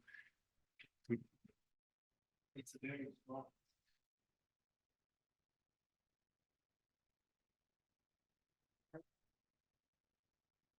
Okay, Mohammed wanted to follow up, but then he said already answered, because apparently in the subsequent discussion, his follow-up question was answered already. So it's exactly 3:30, so we can close also, so we can close panel 1 and move on to the coffee breaks, which is going to last half an hour. So we reconvene at 4. Thanks a lot for the presentations and discussion, and see you in half an hour. And now the discussion on the conceptualization of solidarity can take place over a nice coffee. So thanks, and see you in a few. Okay, without further ado, Luis. Yeah, thank you and welcome to this panel. We now turn to political parties. We have 2 papers in the panel, as you can see. The first one will be by Anne-Catherine Heinel, who is here at the EUI at Max Weber program. Also Mohammed, who is joining us online, and he's also an honorary member of the Solidarity in Europe research team, which he participated in until 2021, if I'm not mistaken. And then the second paper will be presented by John Hicks here, who also, like Ditwin, is proceeding from McGill University, Ditwin also at the EUI, and also authoring this paper is Gary Marks and Lisbeth Hoja, who are not, it wasn't possible for them to being here because they are collecting their honorary degree, honorary doctorate at Maastricht University, but they send their regards. And without further ado, I would like to structure it in a way in which we have 1 hour for each paper, so 20 minutes presentation and then Q&A.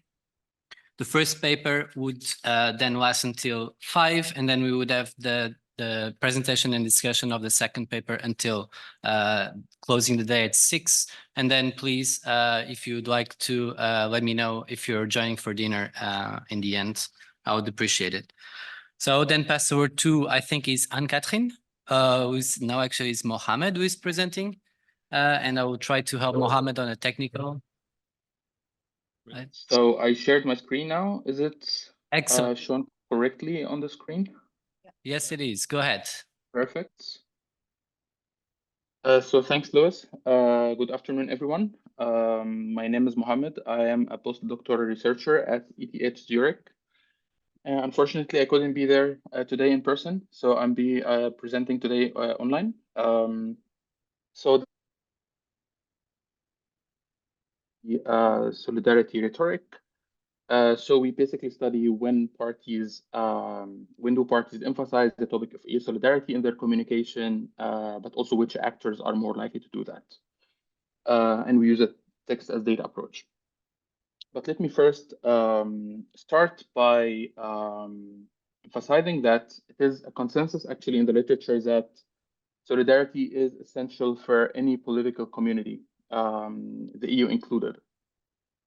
And this specifically is true in times of crises when the survival of this political community is in danger. For this reason, and following the Eurozone crisis, we have witnessed actually a surge in the literature on EU solidarity, and scholars paid close attention to the demand side. So what kind of factors explain the variation in public support for solidarity at the individual level? And as you all know, several explanations were proposed.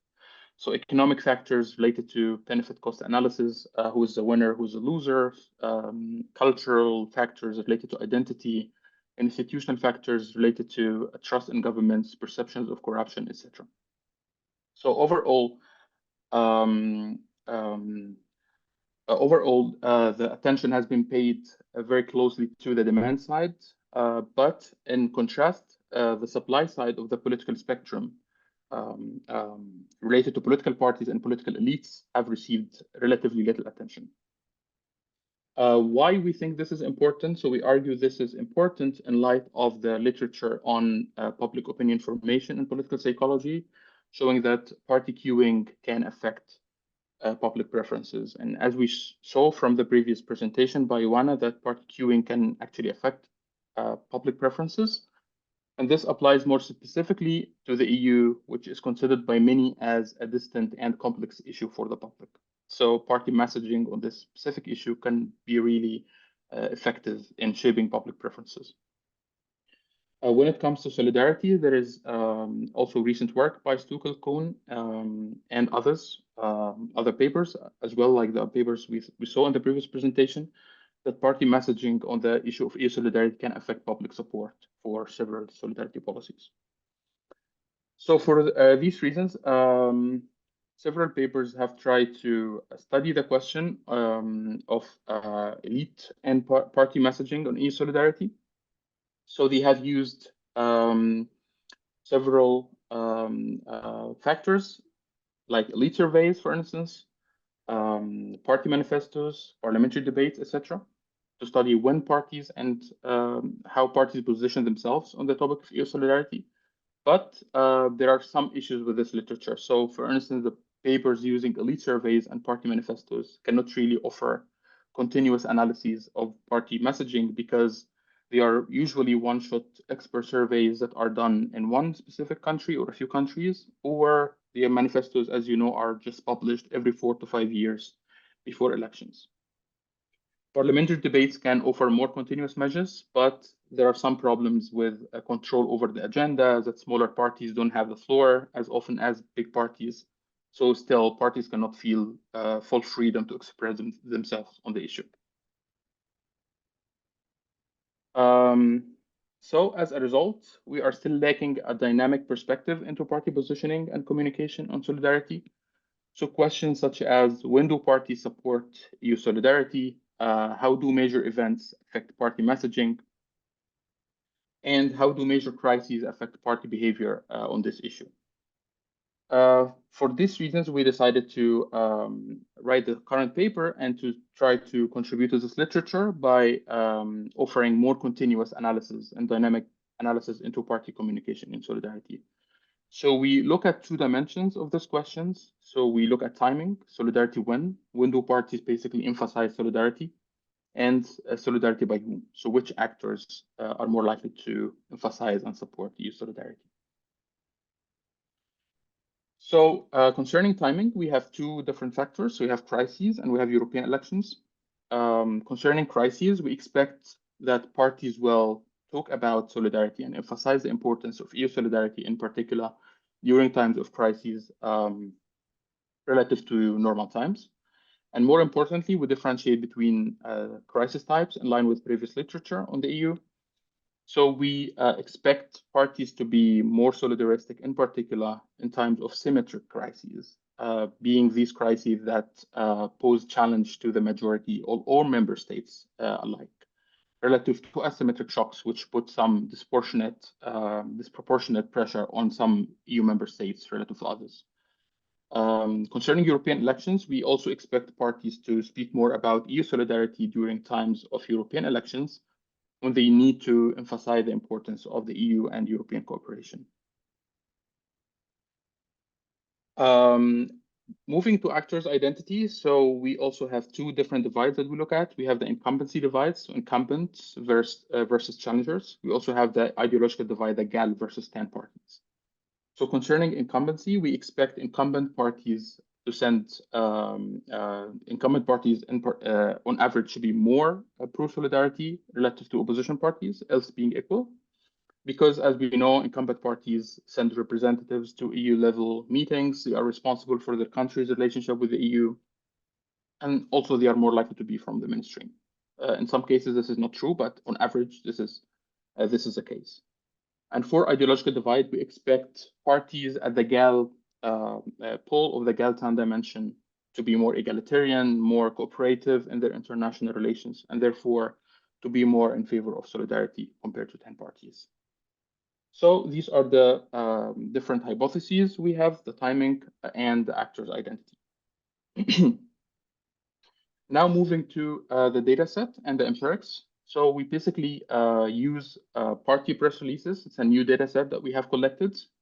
So as you know, party press releases are daily publications which parties publish on their official websites. So they are free to publish even as many articles as they want in a single day. And we have many cases where parties publish many articles in one day. So we did web scraping of the national websites, of national political parties, in total 39 parties from 6 different member states. So in our sample, we have France, Germany, Italy, the Netherlands, Poland, and Hungary. So we have different regions of Europe represented in this data set. So France, Germany, Netherlands from the Northwest Western group. We have Italy from the South group, and we have also Poland and Hungary from Central and East European countries. So it's quite heterogeneous in terms of its country coverage. But the problem with this heterogeneity is also the language, right? Because we have 6 different languages in our corpus. So we had a challenge, and that's why we decided to translate all documents into English using Google Translate API, which previous papers have shown to be effective in translating political text. In our experience, we also found that really good quality translations. In total, we had over 230,000 documents. So we started from July 2022, and we moved back as far as we could. So the data set we have is from 2011 to 2022. So our analysis went through different steps. The first step was to get the EU-related documents. So first of all, because political parties very often talk about many issues in the same document or in the same press release. So we decided to restructure our documents to the sentence level. So we have different sentences. And then using a list of keywords, we could extract only EU-related sentences. So out of our documents, in total, there were 3 million sentences in the documents, and around 9% were about the EU. So almost shorter than 300,000 sentences. And next, we group these sentences by party month. So for every party, we had only one document per month that includes all the sentences about the EU that this party has made. And of course, all the standard pre-processing steps were followed. So stop words removed, lowercasing, etc. So after we got at our final corpus of EU-related sentences, we needed to scale our sentences or documents at a scale which represents political solidarity. And for this, we decided to utilize latent semantic scaling, which is a semi-supervised method. So first of all, we had to select a list of seed words to define the scale. So select a bunch of words to represent the pro-solidarity end of the scale, and a bunch of words to represent the anti-solidarity end of the scale. And then the latent semantic scaling algorithm using a word embedding layer, it can get at semantically similar words to the seed words that we selected. And then it assigns scores to all the words in documents relative to their proximity to pro or anti-solidarity scale. And then by grouping all these sentences and averaging by document, we could get the score of each document, which ranges from -1, the least solidaristic, to +1, the most solidaristic. And finally, these latent semantic scaling scores are our dependent variables. So they basically represent whether this document is about EU solidarity or anti-EU solidarity. So to give you a quick overview on our seed words, so this is the scale that we had. And on the right-hand side, you can find the positive words or the words with a strong pro-solidarity meaning. And as you see, we have European Union, support, cooperation, together, help, joint, aid. So they're all words related to cooperation and solidarity among European countries. And on the other side, we had anti-solidarity words like national, leave, division, isolation, etc. So to give you a more realistic means, so here are some examples of statements that we had. So these are among the strongest positive and negative sentences that we had in terms of the LSS score. So as you see here, for instance, in Germany, FDP emphasizing that the European Union is a community based on solidarity and we are helping each other.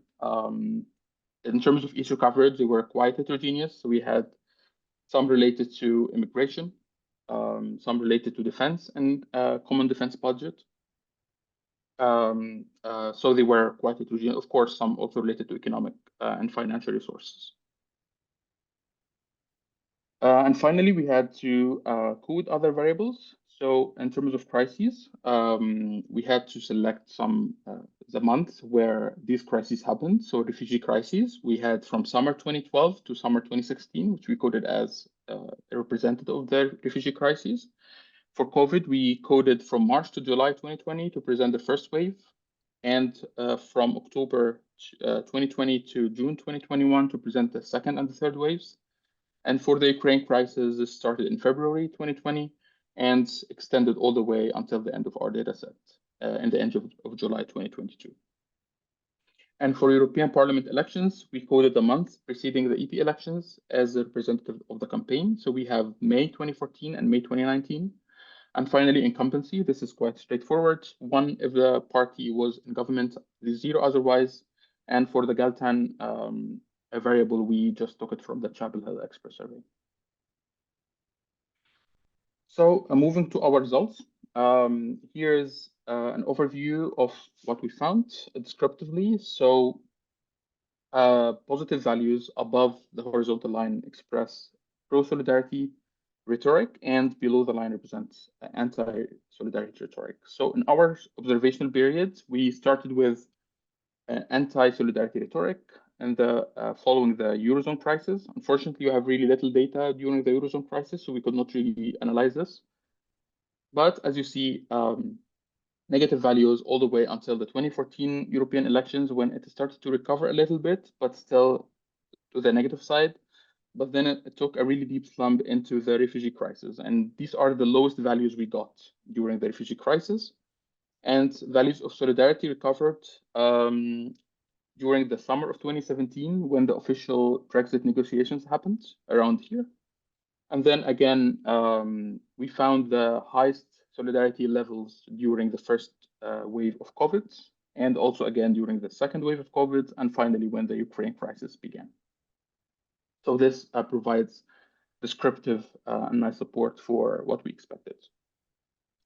And then we used this solidarity scores into an ordinary least squares regression with country effects and lagged dependent variable, because we expected that party solidarity rhetoric in every month will be related to what it believed in the previous months, will not be completely independent.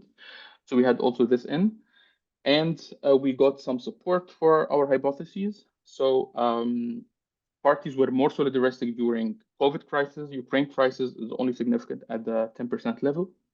COVID crisis is significant. Also, refugee crisis is negative, as we expected, as an asymmetric shock. For the European elections, we did not have strong support for this. And concerning actor identity, we found that incumbent parties are way more solidaristic in their rhetoric compared to parties in opposition. And also for the Galtan variable, we found as expected. So the more you move to the tan pole on the right-hand side, the least you become solidaristic. And that's why we find here a negative effect. And finally, for the DV lagged, again, as expected, the more the party was solidaristic in the previous month, the more it is solidaristic in the current month. And so in our analysis, we did a bunch of robustness checks. One of them was to test heterogeneity at the country level. We really found similar trends in all countries. So, of course, for some coefficients, they were not statistically significant in certain countries. But overall, looking at the big picture, we find the general trend holds more or less in the majority of our countries. So to conclude, the bottom line from our paper was that timing matters for party communication. So they are more likely to emphasize solidarity during times of crises, but more importantly, the crisis type matters the most. So during symmetric shocks, parties are more willing to emphasize solidarity, like the COVID crisis or the Ukraine crisis.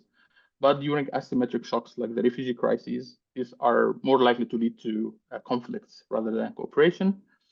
We did not find any effect for the European elections. And finally, actors' identity were significant. So parties and government are more likely to be solidaristic, and parties and the GAN pole of the cultural dimension are also more likely to be solidaristic. So I conclude here, and I really look forward to your comments and discussions. Thank you very much. Thank you very much, Mohammed. Who will I start? So we have Nena.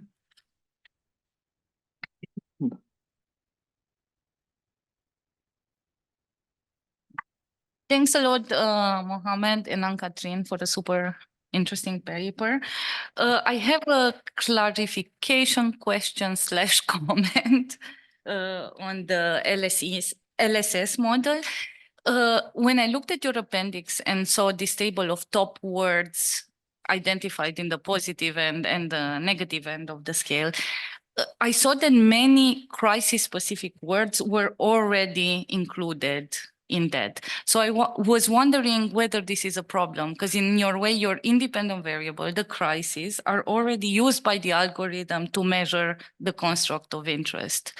And perhaps whether you could discuss this more openly. I don't think this is a problem in itself, because this might even actually show how the crises are really reflected negatively and positively, but perhaps it would warrant some discussion. And I think that goes beyond the word corona in the positive instances. I think what's more problematic is the amount of refugee crisis related words. You have smugglers, flee, fortress, a lot of refugee crisis related words to actually measure the negative end of the scale. Thanks a lot. Should I respond question by question? I think you if you prefer it that way, you can respond question to question. Okay, perfect. Thanks, Nina, for the question. Yeah, you correctly spotted that. So the issue with the latent semantic scaling analysis is that it uses some word embeddings model called latent semantic analysis, which basically calculates the semantic meaning of the word by its context, right? So if a certain word was mentioned frequently in a positive context, then it will take a positive value. And if it was mentioned in negative context, it will take a negative value, right? So this also, I know this can be a problem, but I'm not really sure how can I solve it because it is in the text itself. So I cannot really interfere with that, right? But as you said, the COVID word took a negative connotation because it was basically mentioned during, the COVID time when everyone was talking about helping Italy, also during the next generation EU negotiations and talks. So everyone was talking about solidarity, etc. And in contrast to the refugee crisis. So this is correct that some words and also some other words that don't really have, a meaning on their own also took some values. But this is because the structure of the text itself, independent of, of the technique or our results. How can I solve this? I'm not really sure, but as you said, I can be more open about it and we can discuss it more in the appendix. But thanks a lot for the observation. Also, I don't know if Anne-Catherine, if at any point you want to jump in, just let me know. We move then to Daniel. Thanks. I'll have a question on a very, very minor point. The question is, after the previous session, I'll sound a bit like a broken record, but I come back to the problem pressure because I was somewhat missing an interaction with the symmetric and asymmetric and whether the country from which the party is involved or how much it's affected by the crisis. Because I believe if I'm a country in an asymmetric crisis where I'm not, so to say, much affected by it, I'm of course incentivized to stay silent. But if I'm affected, I'm going to speak up and I will emphasize solidarity. So I was wondering if you can actually check that, or if it would make sense to spell out as a maybe, I don't know, 1B or something alternative hypothesis, this interaction with the problem pressure. And the minor point is, I was happy that I saw that in the appendix or somewhere you exclude Hungary, but you did it because of too many documents, I think. I would just give you one additional reason why to exclude. It's because the Google Translate really doesn't make any sense with Hungarian language. I hate all these comments when they come up with Hungarian exceptionalism, but I put up the first Fidesz press statement that I had just in the opening, and the Google Translate says something like, "We do not have enough money to admit migrants," whereas the original press statement is, "At no costs, we will admit migrants." So it absolutely makes no sense to use Google Translate with Hungarian, but yeah, it's only another reason to exclude. Thanks. Yeah, go ahead, Mohammed.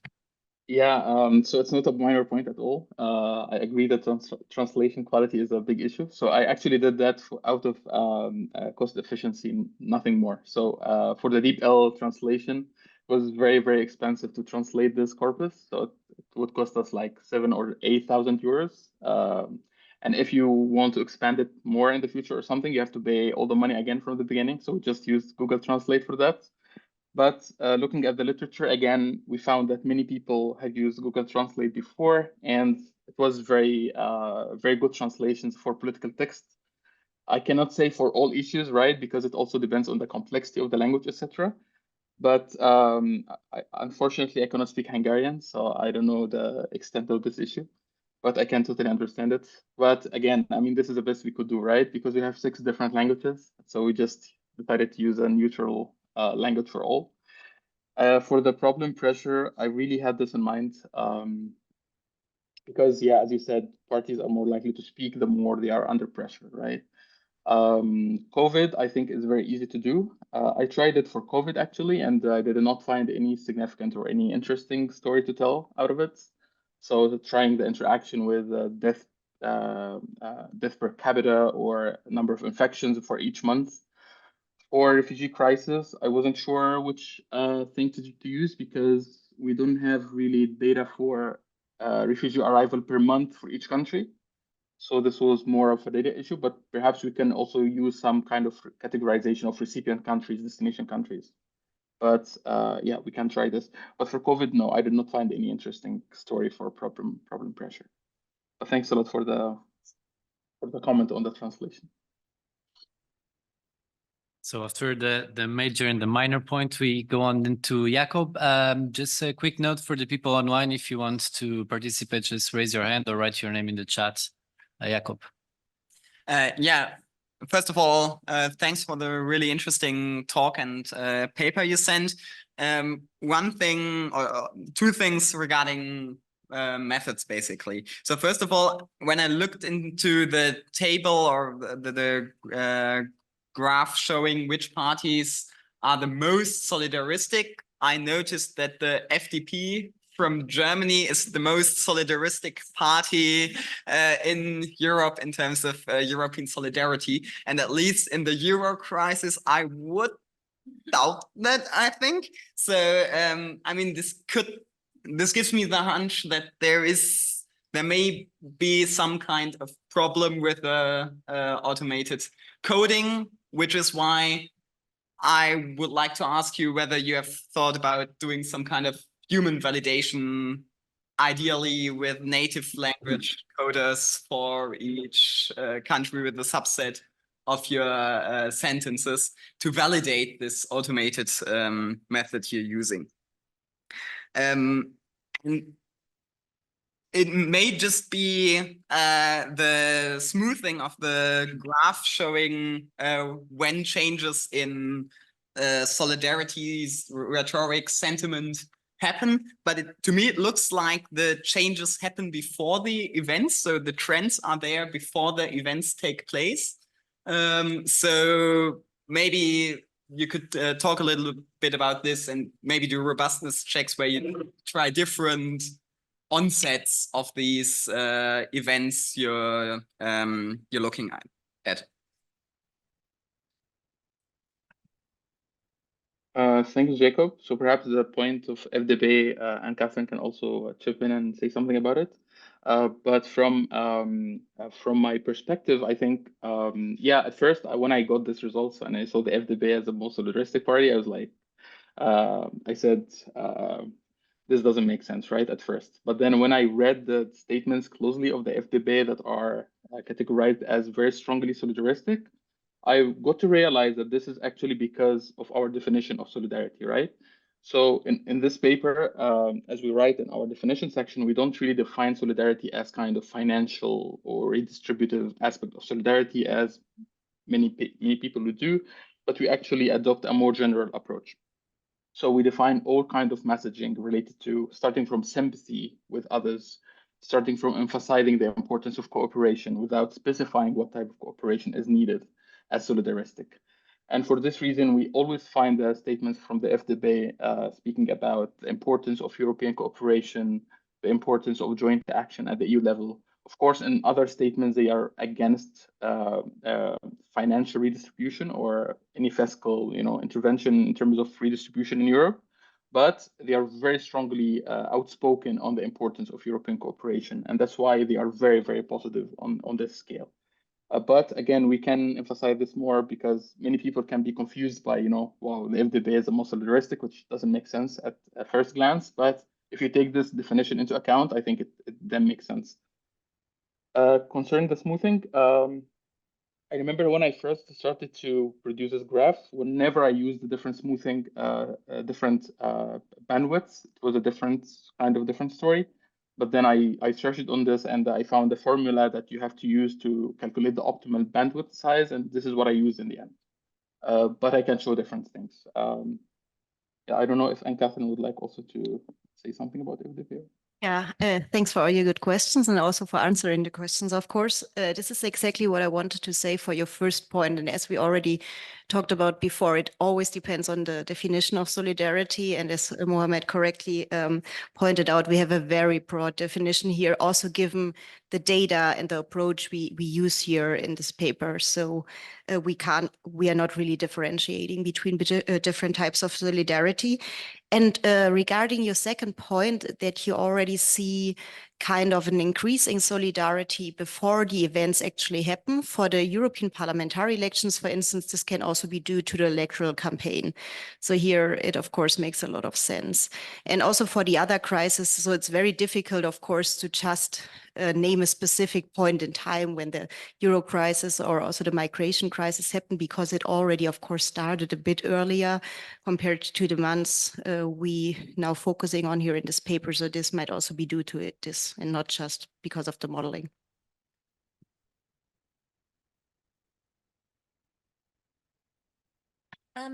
Thank you, Mohammed and Anne-Catherine, for this very interesting paper. I want to make a general statement. We forgot, Louis and I forgot to say that in the beginning. Mohammed was part of the EUI-YouGov team in the very beginning when it was conceived, when it's just started together with Philip and Anton. So one of the original contributors in the committee about the survey. So thank you, Mohammed, for your work and for putting all these surveys online at the time and so on, and doing all this academic work on it that we are now continuing. I had a question about your analysis because I would have expected that different types of parties are expected to react differently depending on the crisis. So I am kind of curious why you didn't hypothesize, maybe it wasn't in your pre-analysis plan, or why you didn't hypothesize interaction effects between different types of parties and crises. So for example, in the refugee crisis, you would expect the left parties. I mean, you don't really have a left and right distinction. Maybe that's on purpose, or I'm not sure. Maybe it was explained in the paper, but the GAL part of the parties would be maybe more called to be solidaristic in that particular crisis. I think for COVID, I would not have necessarily a hypothesis on the top of my head, but I think generally there's a lot of country variation there, which type of party called for more solidarity. So it's hard to say. And Ukraine crisis, we are also struggling. But anyway, I think particularly for the refugee crisis, I think I would say that you would be right to predict an interaction effect. So I think I would definitely take this on for a further continuation of your paper. Yeah, that's a really good point. I have not thought about this before. But as a first thought, I think you're right in pointing this out, but also because, the COVID crisis, for instance, and the Ukraine crisis, you don't really have clear supporters or opponents, right? But for the refugee crisis, of course, we can try an interaction. Why we didn't include left-right? Because they are really very highly correlated with the GALTAN dimension in our sample. So we didn't really want to include both in one model. So we thought the GALTAN dimension is more relevant given the supranational and international relation dimension in this.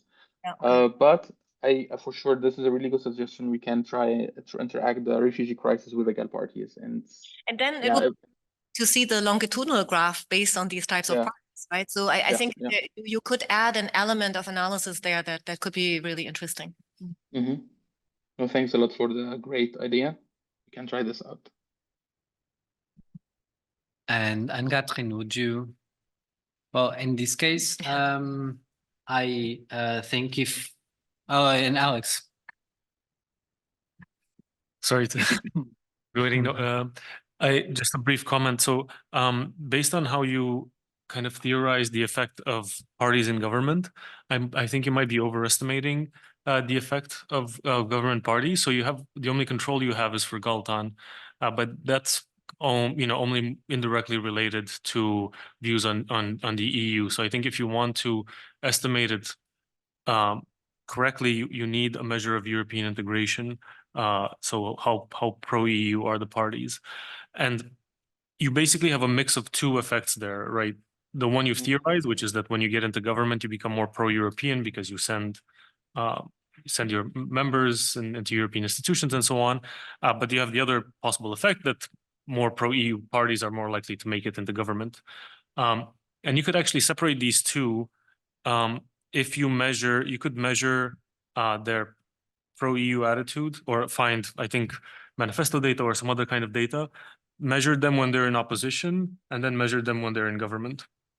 And if you do this, this would be direct evidence that once they get into government, they become more solidaristic.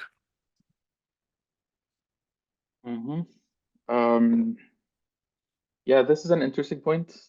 So comparing when they are in government and in opposition. So the variation within party. I didn't also think about this before, but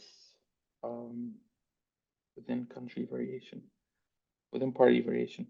But I don't know if we can mix this up with the overtime dynamic analysis that we have, because we are really interested into overtime analysis, right? So how major events affect party communication, but I'm not really sure if we can do at the same time within party analysis.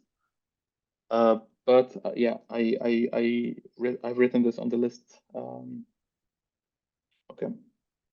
You can, because then this would be a time varying within party characteristics. So you can see if the party becomes more or less pro-European over time.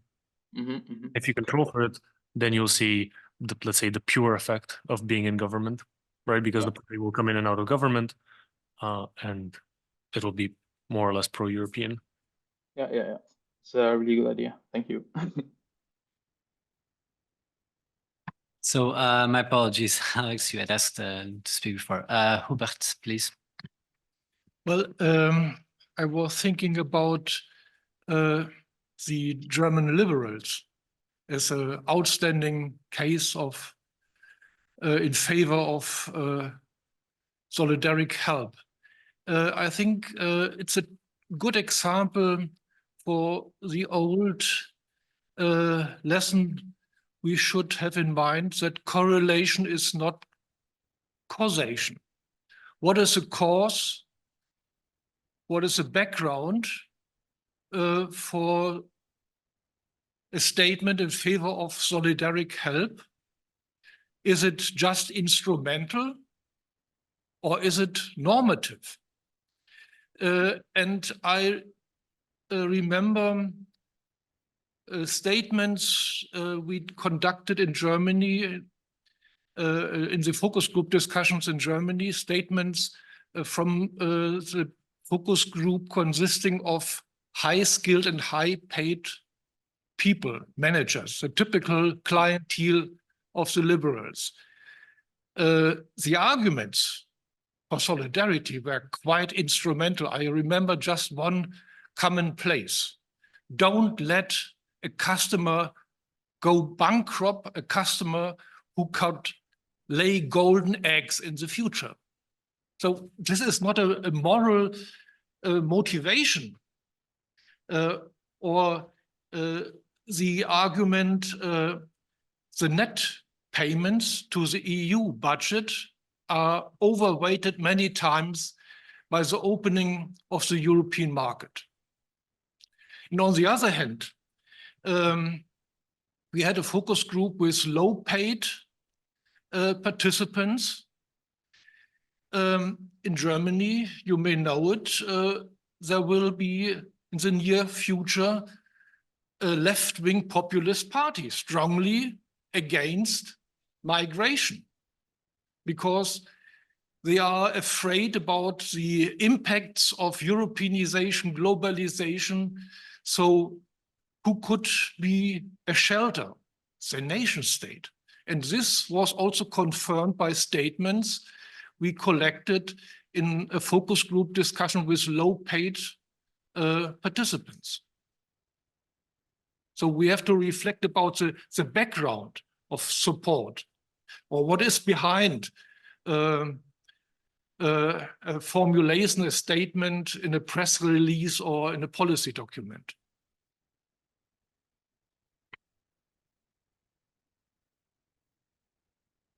Yeah, thank you for the challenging point. So again, we admit this in the paper that we have the shortcoming of having such a broad definition of solidarity, right? Because you face a choice between going in depth or going with many cases and doing some overtime analysis, right? So since our main focus was doing this overtime comparative analysis between many cases, we couldn't really go much in depth into all these different conceptualizations of solidarity. And also because using such a huge data set requires some kind of automation. So we couldn't really do it very deeply. The machine is not really good in flashing out all these subtle differences in conceptualizations. They are good in detecting some overtime trends. That's what we did. But we admit this definitely in the paper, that we have this weakness, right? Because we cannot really speak about what types of solidarity being spoken about in this, or what kind of conceptualizations people refer to all the time. But thanks a lot for the point. It's well taken. It is frequently the case that that the most difficult and also very important questions are usually, or I see this in a number of debates that we always end up discussing, our conceptions of, and sometimes conflicting conceptions of solidarity. But it is definitely a recurring theme in these panels. So I will then move on to the second paper. Is going to be presented by John Hicks, if I understand correctly, Minding the Gap, which European parties experience gaps in their position on Ukraine aid and European public opinion. All right. Well, we present together in a way, so we divided it up a little bit. So I'm gonna start. So as you can see from the title here, we're going to be looking at gaps in European public opinion and party positions in support for Ukraine as one form of solidarity. So for us here in this paper, the solidarity is measured precisely with support for Ukraine aid. This is a paper together with Lisbeth and Gary, and of course they were responsible for one side of the data set, which we will be talking about. So next. Yeah, so our overall question is how congruent are voter and party positions on this type of solidarity. Basically, we want to see if we look in detail at the positions of different parties and at the positions of citizens that support these parties, is there congruence or not? And that matters. I mean, there's a whole debate, which we will go into just a little bit, because it is part of responsive democracy, right? If there's no congruence, then parties and voters are not matched. They cannot talk to each other. They cannot take each other's positions, and democracy would be governing away from voters. So it is actually important that there is some sort of understanding, but we will go more into this in a second. So next slide.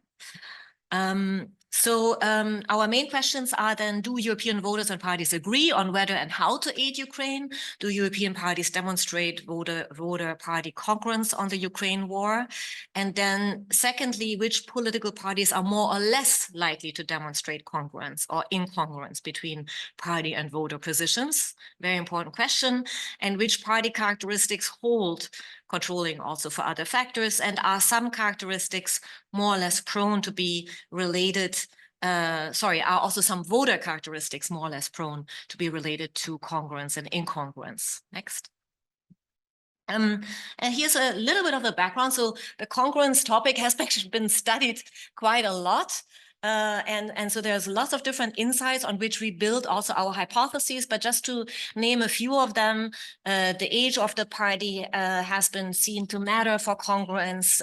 There is a debate about niche parties and mainstream parties, which is actually embedded, that inside there people don't agree on it and find differences. Some say niche parties are more able to be congruent, and others find the opposite with mainstream parties. There's also a finding about incumbency in opposition parties, which we will pick up, that they have a different dynamic of congruence. And that has to do also with the fact that they have different degrees of policy seeking and office seeking, that obviously incumbent parties are office seeking and opposition parties are in general more policy seeking.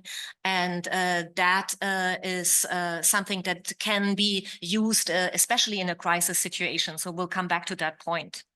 It has also been distinguished on issues. So salient issues, obviously, when you measure congruence on salient issues, there is more congruence than less salient issues. And that, of course, has to do with voters' information regarding parties' positions. So if an issue is more salient, voters will know more about these parties' positions than if it's not.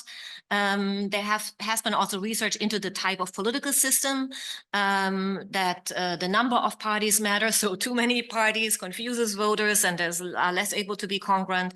And also in systems with coalition parties, voters can make fewer linkages. And finally, there's also research on congruence is usually higher depending on the measurements. When scholars use left-right ideology, they usually find more congruence, less so on the Galton index, on the Galton distinction, and less so also on a typical issue that has been studied on congruence, which is the European Union, for example. So left and right is really high on the agenda, and that's also what most people have used.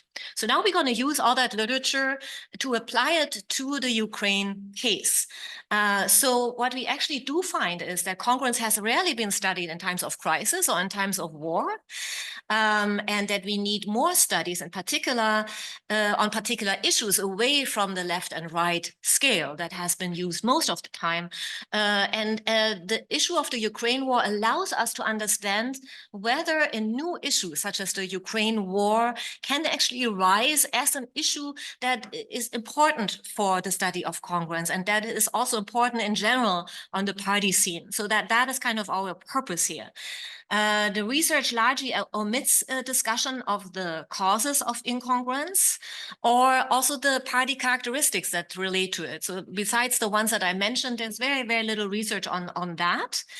And finally, congruence research so far has not systematically distinguished between different types of congruence. So if you have an issue that is, for example, the European Union, are parties in favor or not, is the congruence more in favor or less in favor? So the negative or positive congruence, as we call it here, on a certain issue has not been studied. And that, of course, becomes important when we study Ukraine.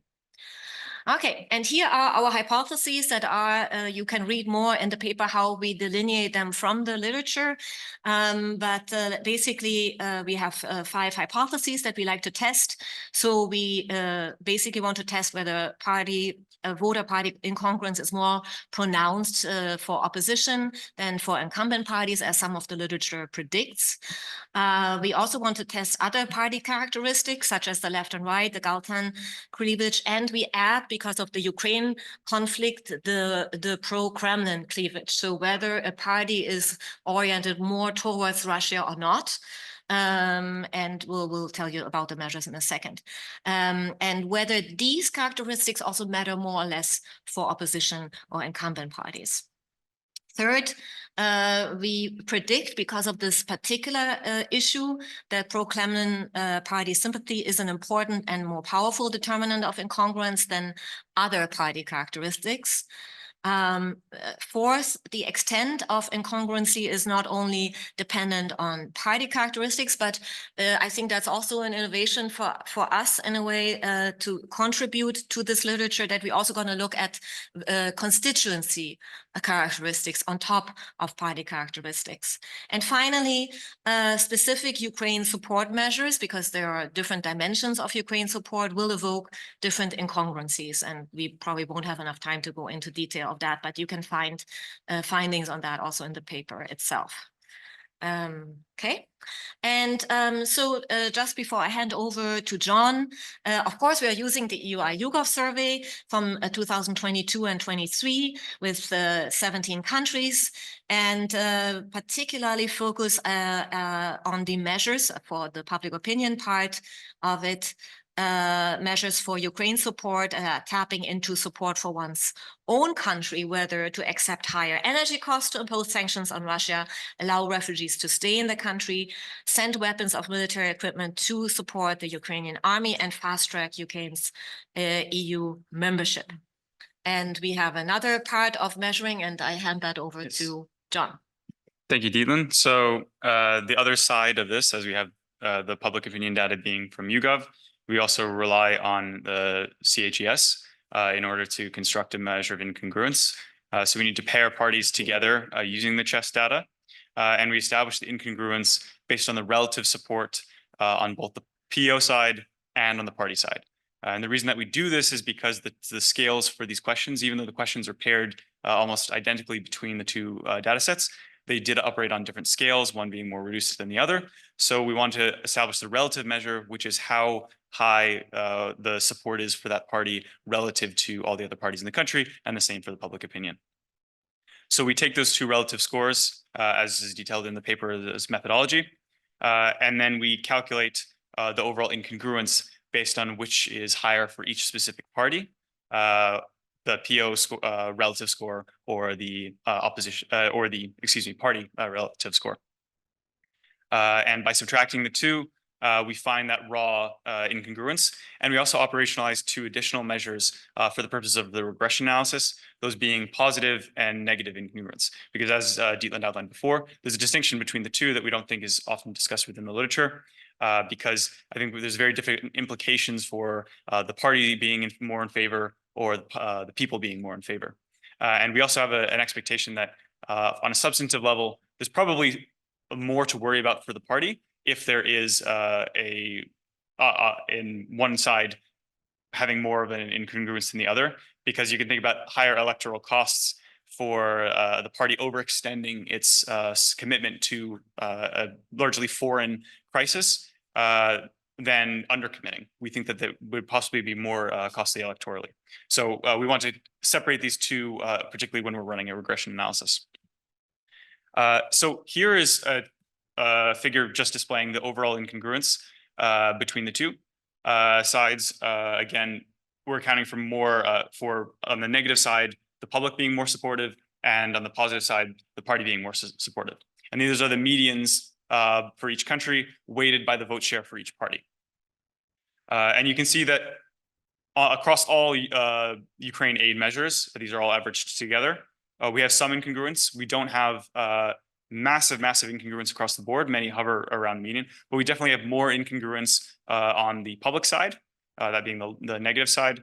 And we have some strong outlier cases. Hungary, as we may get to talk about, is kind of a surprise finding that it is so strongly incongruent on the positive side to the party side. But you can see that the countries have their own different incongruences. And you can see in the paper as well, we attached for specific measures to see there's much more variation when broken down by the specific measures. So to measure party characteristics, because we want to then start to break down what might be causing these incongruences, we isolate a couple dimensions. First, left-right ideology, as we would have some expectations based on that, but even if there's more consistency on the actual ideology measure itself when it's been tested in the past. We also look to the Galtan to see libertarian versus authoritarian parties, and specifically of interest is the pro and anti-Kremlin dimension. And these are all coming from the chess that we use to distinguish the parties rather than drawing from PO data for the moment. And of course, we also look at incumbency as the same way that anyone else has mentioned incumbency before today. We all rescale these so that they're equivalent between 0 and 1, and we use the incumbency directly from the chess coding. I should mention that the chess data was observed at a similar interval as the YouGov data, so they should be highly comparable. And then we also look to the voter side and this is kind of the novelty that we add here. One of them is to aggregate some party level, aggregate some PO data at the party level to get a sense of what kind of constituencies parties draw, because they may have different effects on the incongruence level that we observe. So we take a couple specific measures that we aggregate that we pair with individual Ukraine support items. So in the case of the energy item, we look to the socioeconomic status of the respondents, because we think that might have an interesting relation between the two. We look at generalized support for refugees. For the refugee-based item, we look for a military support level. We have two of them. We have first general support for increasing military funding, and general support for the defense of Latvia or Finland in a scenario external to the Ukraine crisis. And then finally, for the EU admission measure, we look to general trust in the EU.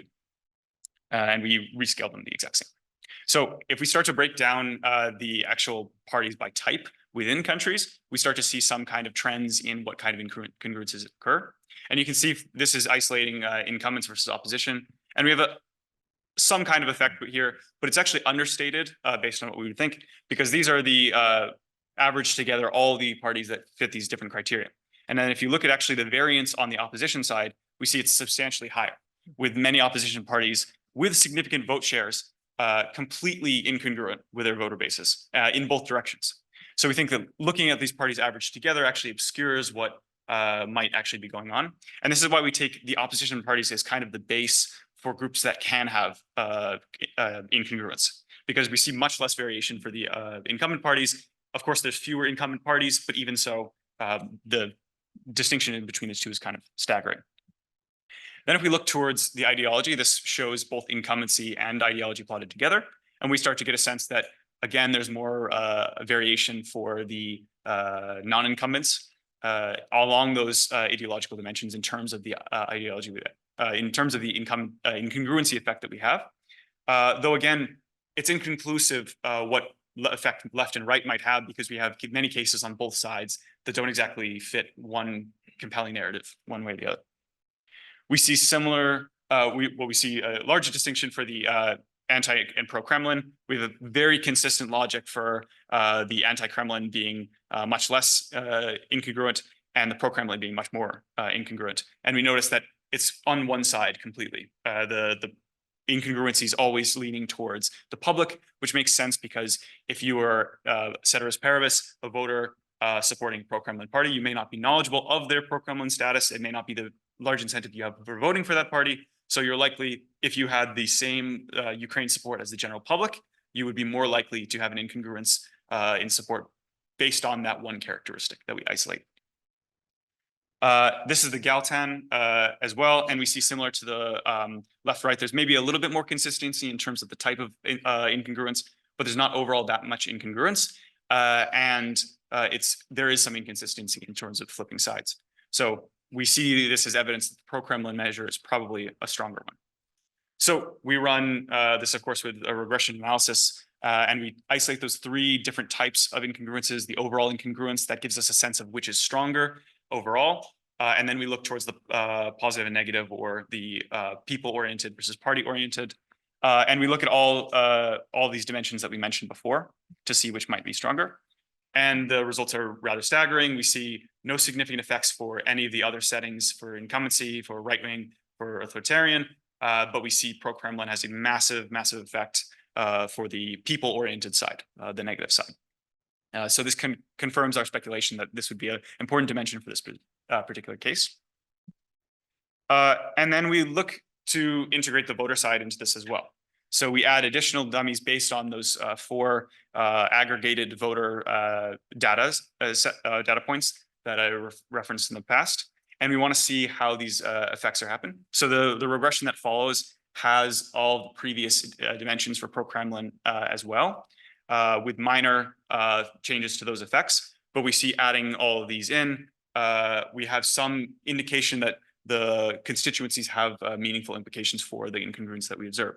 So you see for the general refugee support and the military defense, we have a decrease in the party-oriented or the positive incongruence, bringing the constituency closer to the party, or rather bringing the party closer to the voters' opinion.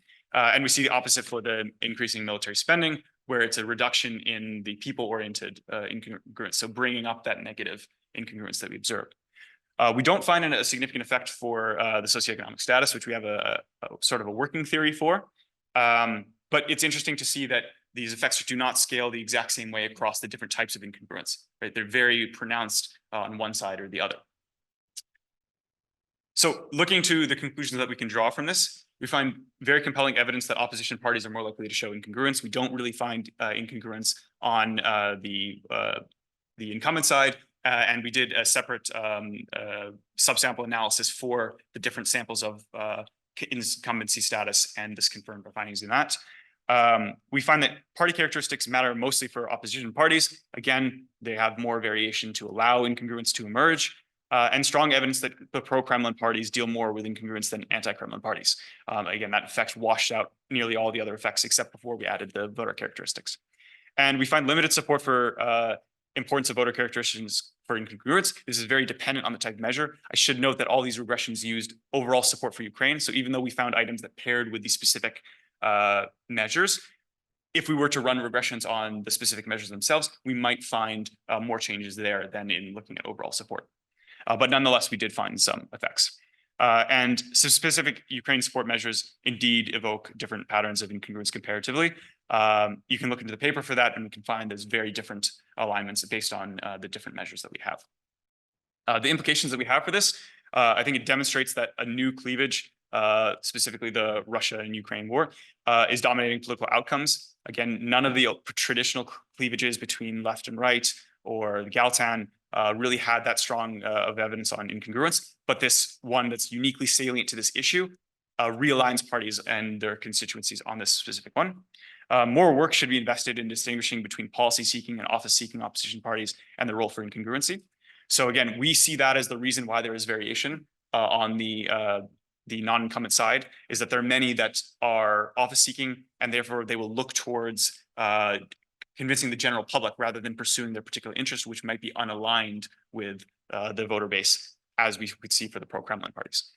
Combining voter and party characteristics and exploring incongruency might emerge as a novel and useful approach in this literature.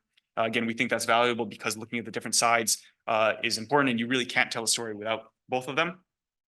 The late 2023 wave, which we do not use here, could provide additional data into the nature of the relationship with Russia and further provide evidence to this point. And important knowledge for parties to discern between positive and negative incongruencies, the basis of our distinction of the measures, and knowledge about incongruencies and how to reduce them can enhance democratic outcomes. That's established in the literature that incongruence is a problem, not only for the parties that may face electoral consequences, but because it has an impact on the democraticness of countries. Thank you very much. Thank you very much for the presentation and the timekeeping too. Opening the Q&A, we have Hans-Peter. Please go ahead. Yeah, I just react automatically to your, in your last slide, your use of cleavage. That has nothing to do with cleavage, what you find. Cleavage is conflict between social groups. And what you, and which is articulated by parties, you talk about congruence between parties and their constituencies. So that's something else. But that's just to remind you, you don't use the word cleavage in this connection. Then I was really confused because I read your paper. And on page 7 of your paper, when you talk about your indicator, you say, in sum, our overall congruence score is positive when relative public opinion is more in support of Ukraine than the parties, and it is negative when parties support Ukraine more than public opinion. But in all what you presented, it was just the other way around. So what is it? And the third thing, which I think is the most important one, you show that the Kremlin factor is the most important one. It overpowers everything else. And that's your hypothesis 3. But you have no argument why you expect this. So I really would like to know, why is this so important? And why, I mean, if this, what I just read is wrong and what you showed is right, then it means that the people are less pro-Russia than the parties. And then if that is the case, why is Hungary on the other side? Why? I mean, Hungary has Fidesz, the governing party, which is pro-Russian, I think, more than any other governing party in your sample. And the strange thing is that the governing party in Hungary is apparently less pro-Russian than the people.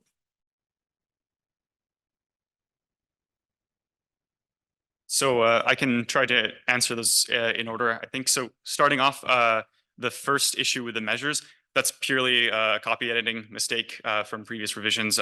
We try to change it, which is why we send out the extra paper.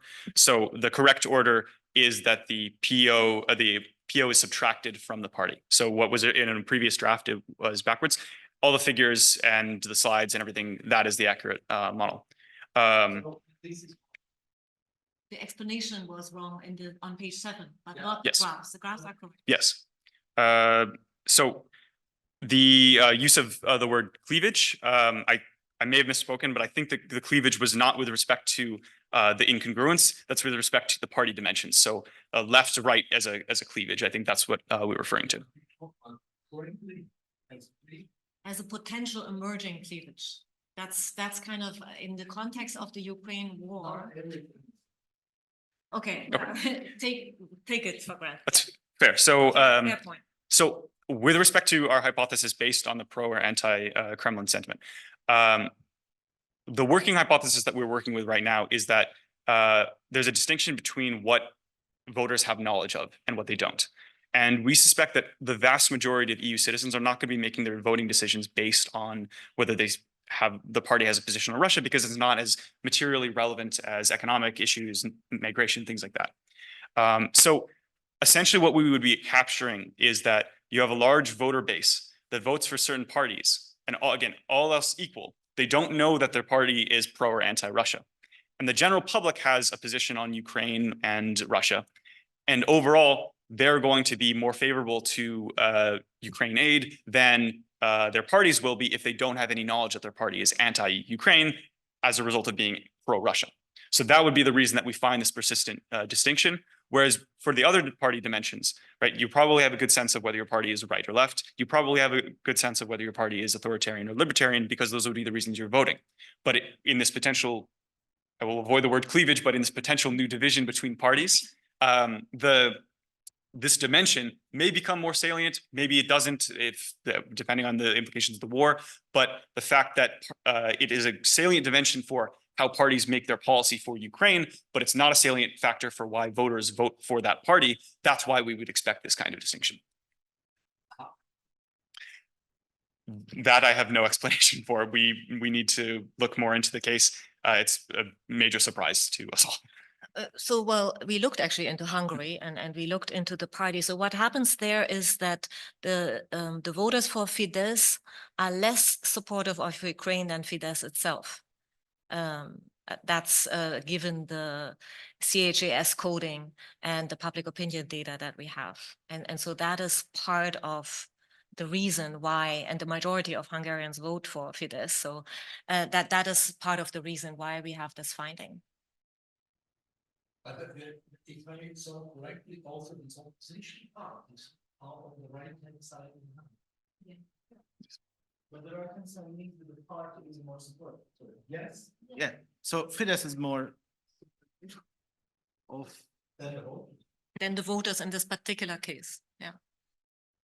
No, it's just a one case there. Yeah.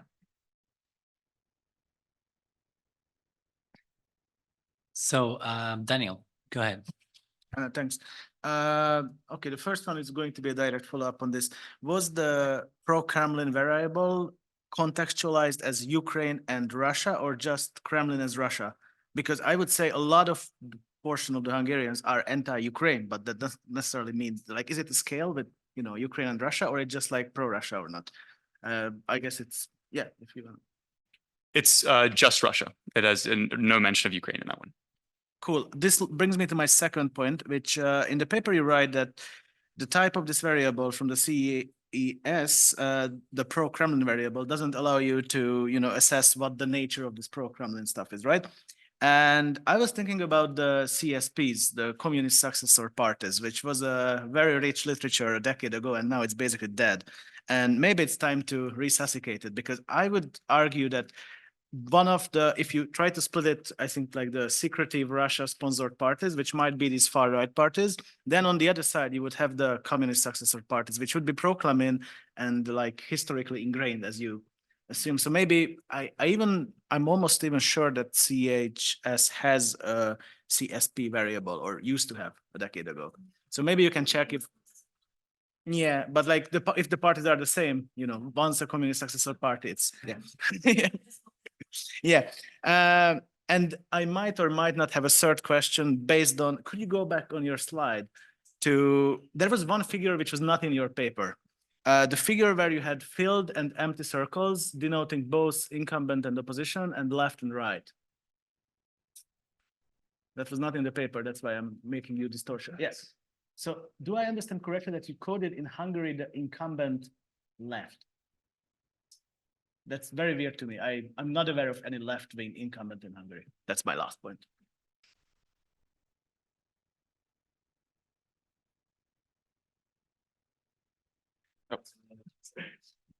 Yes, that is how we coded it. And again, these are based on the CHES coding for that. So we might have to review that based on the reaction.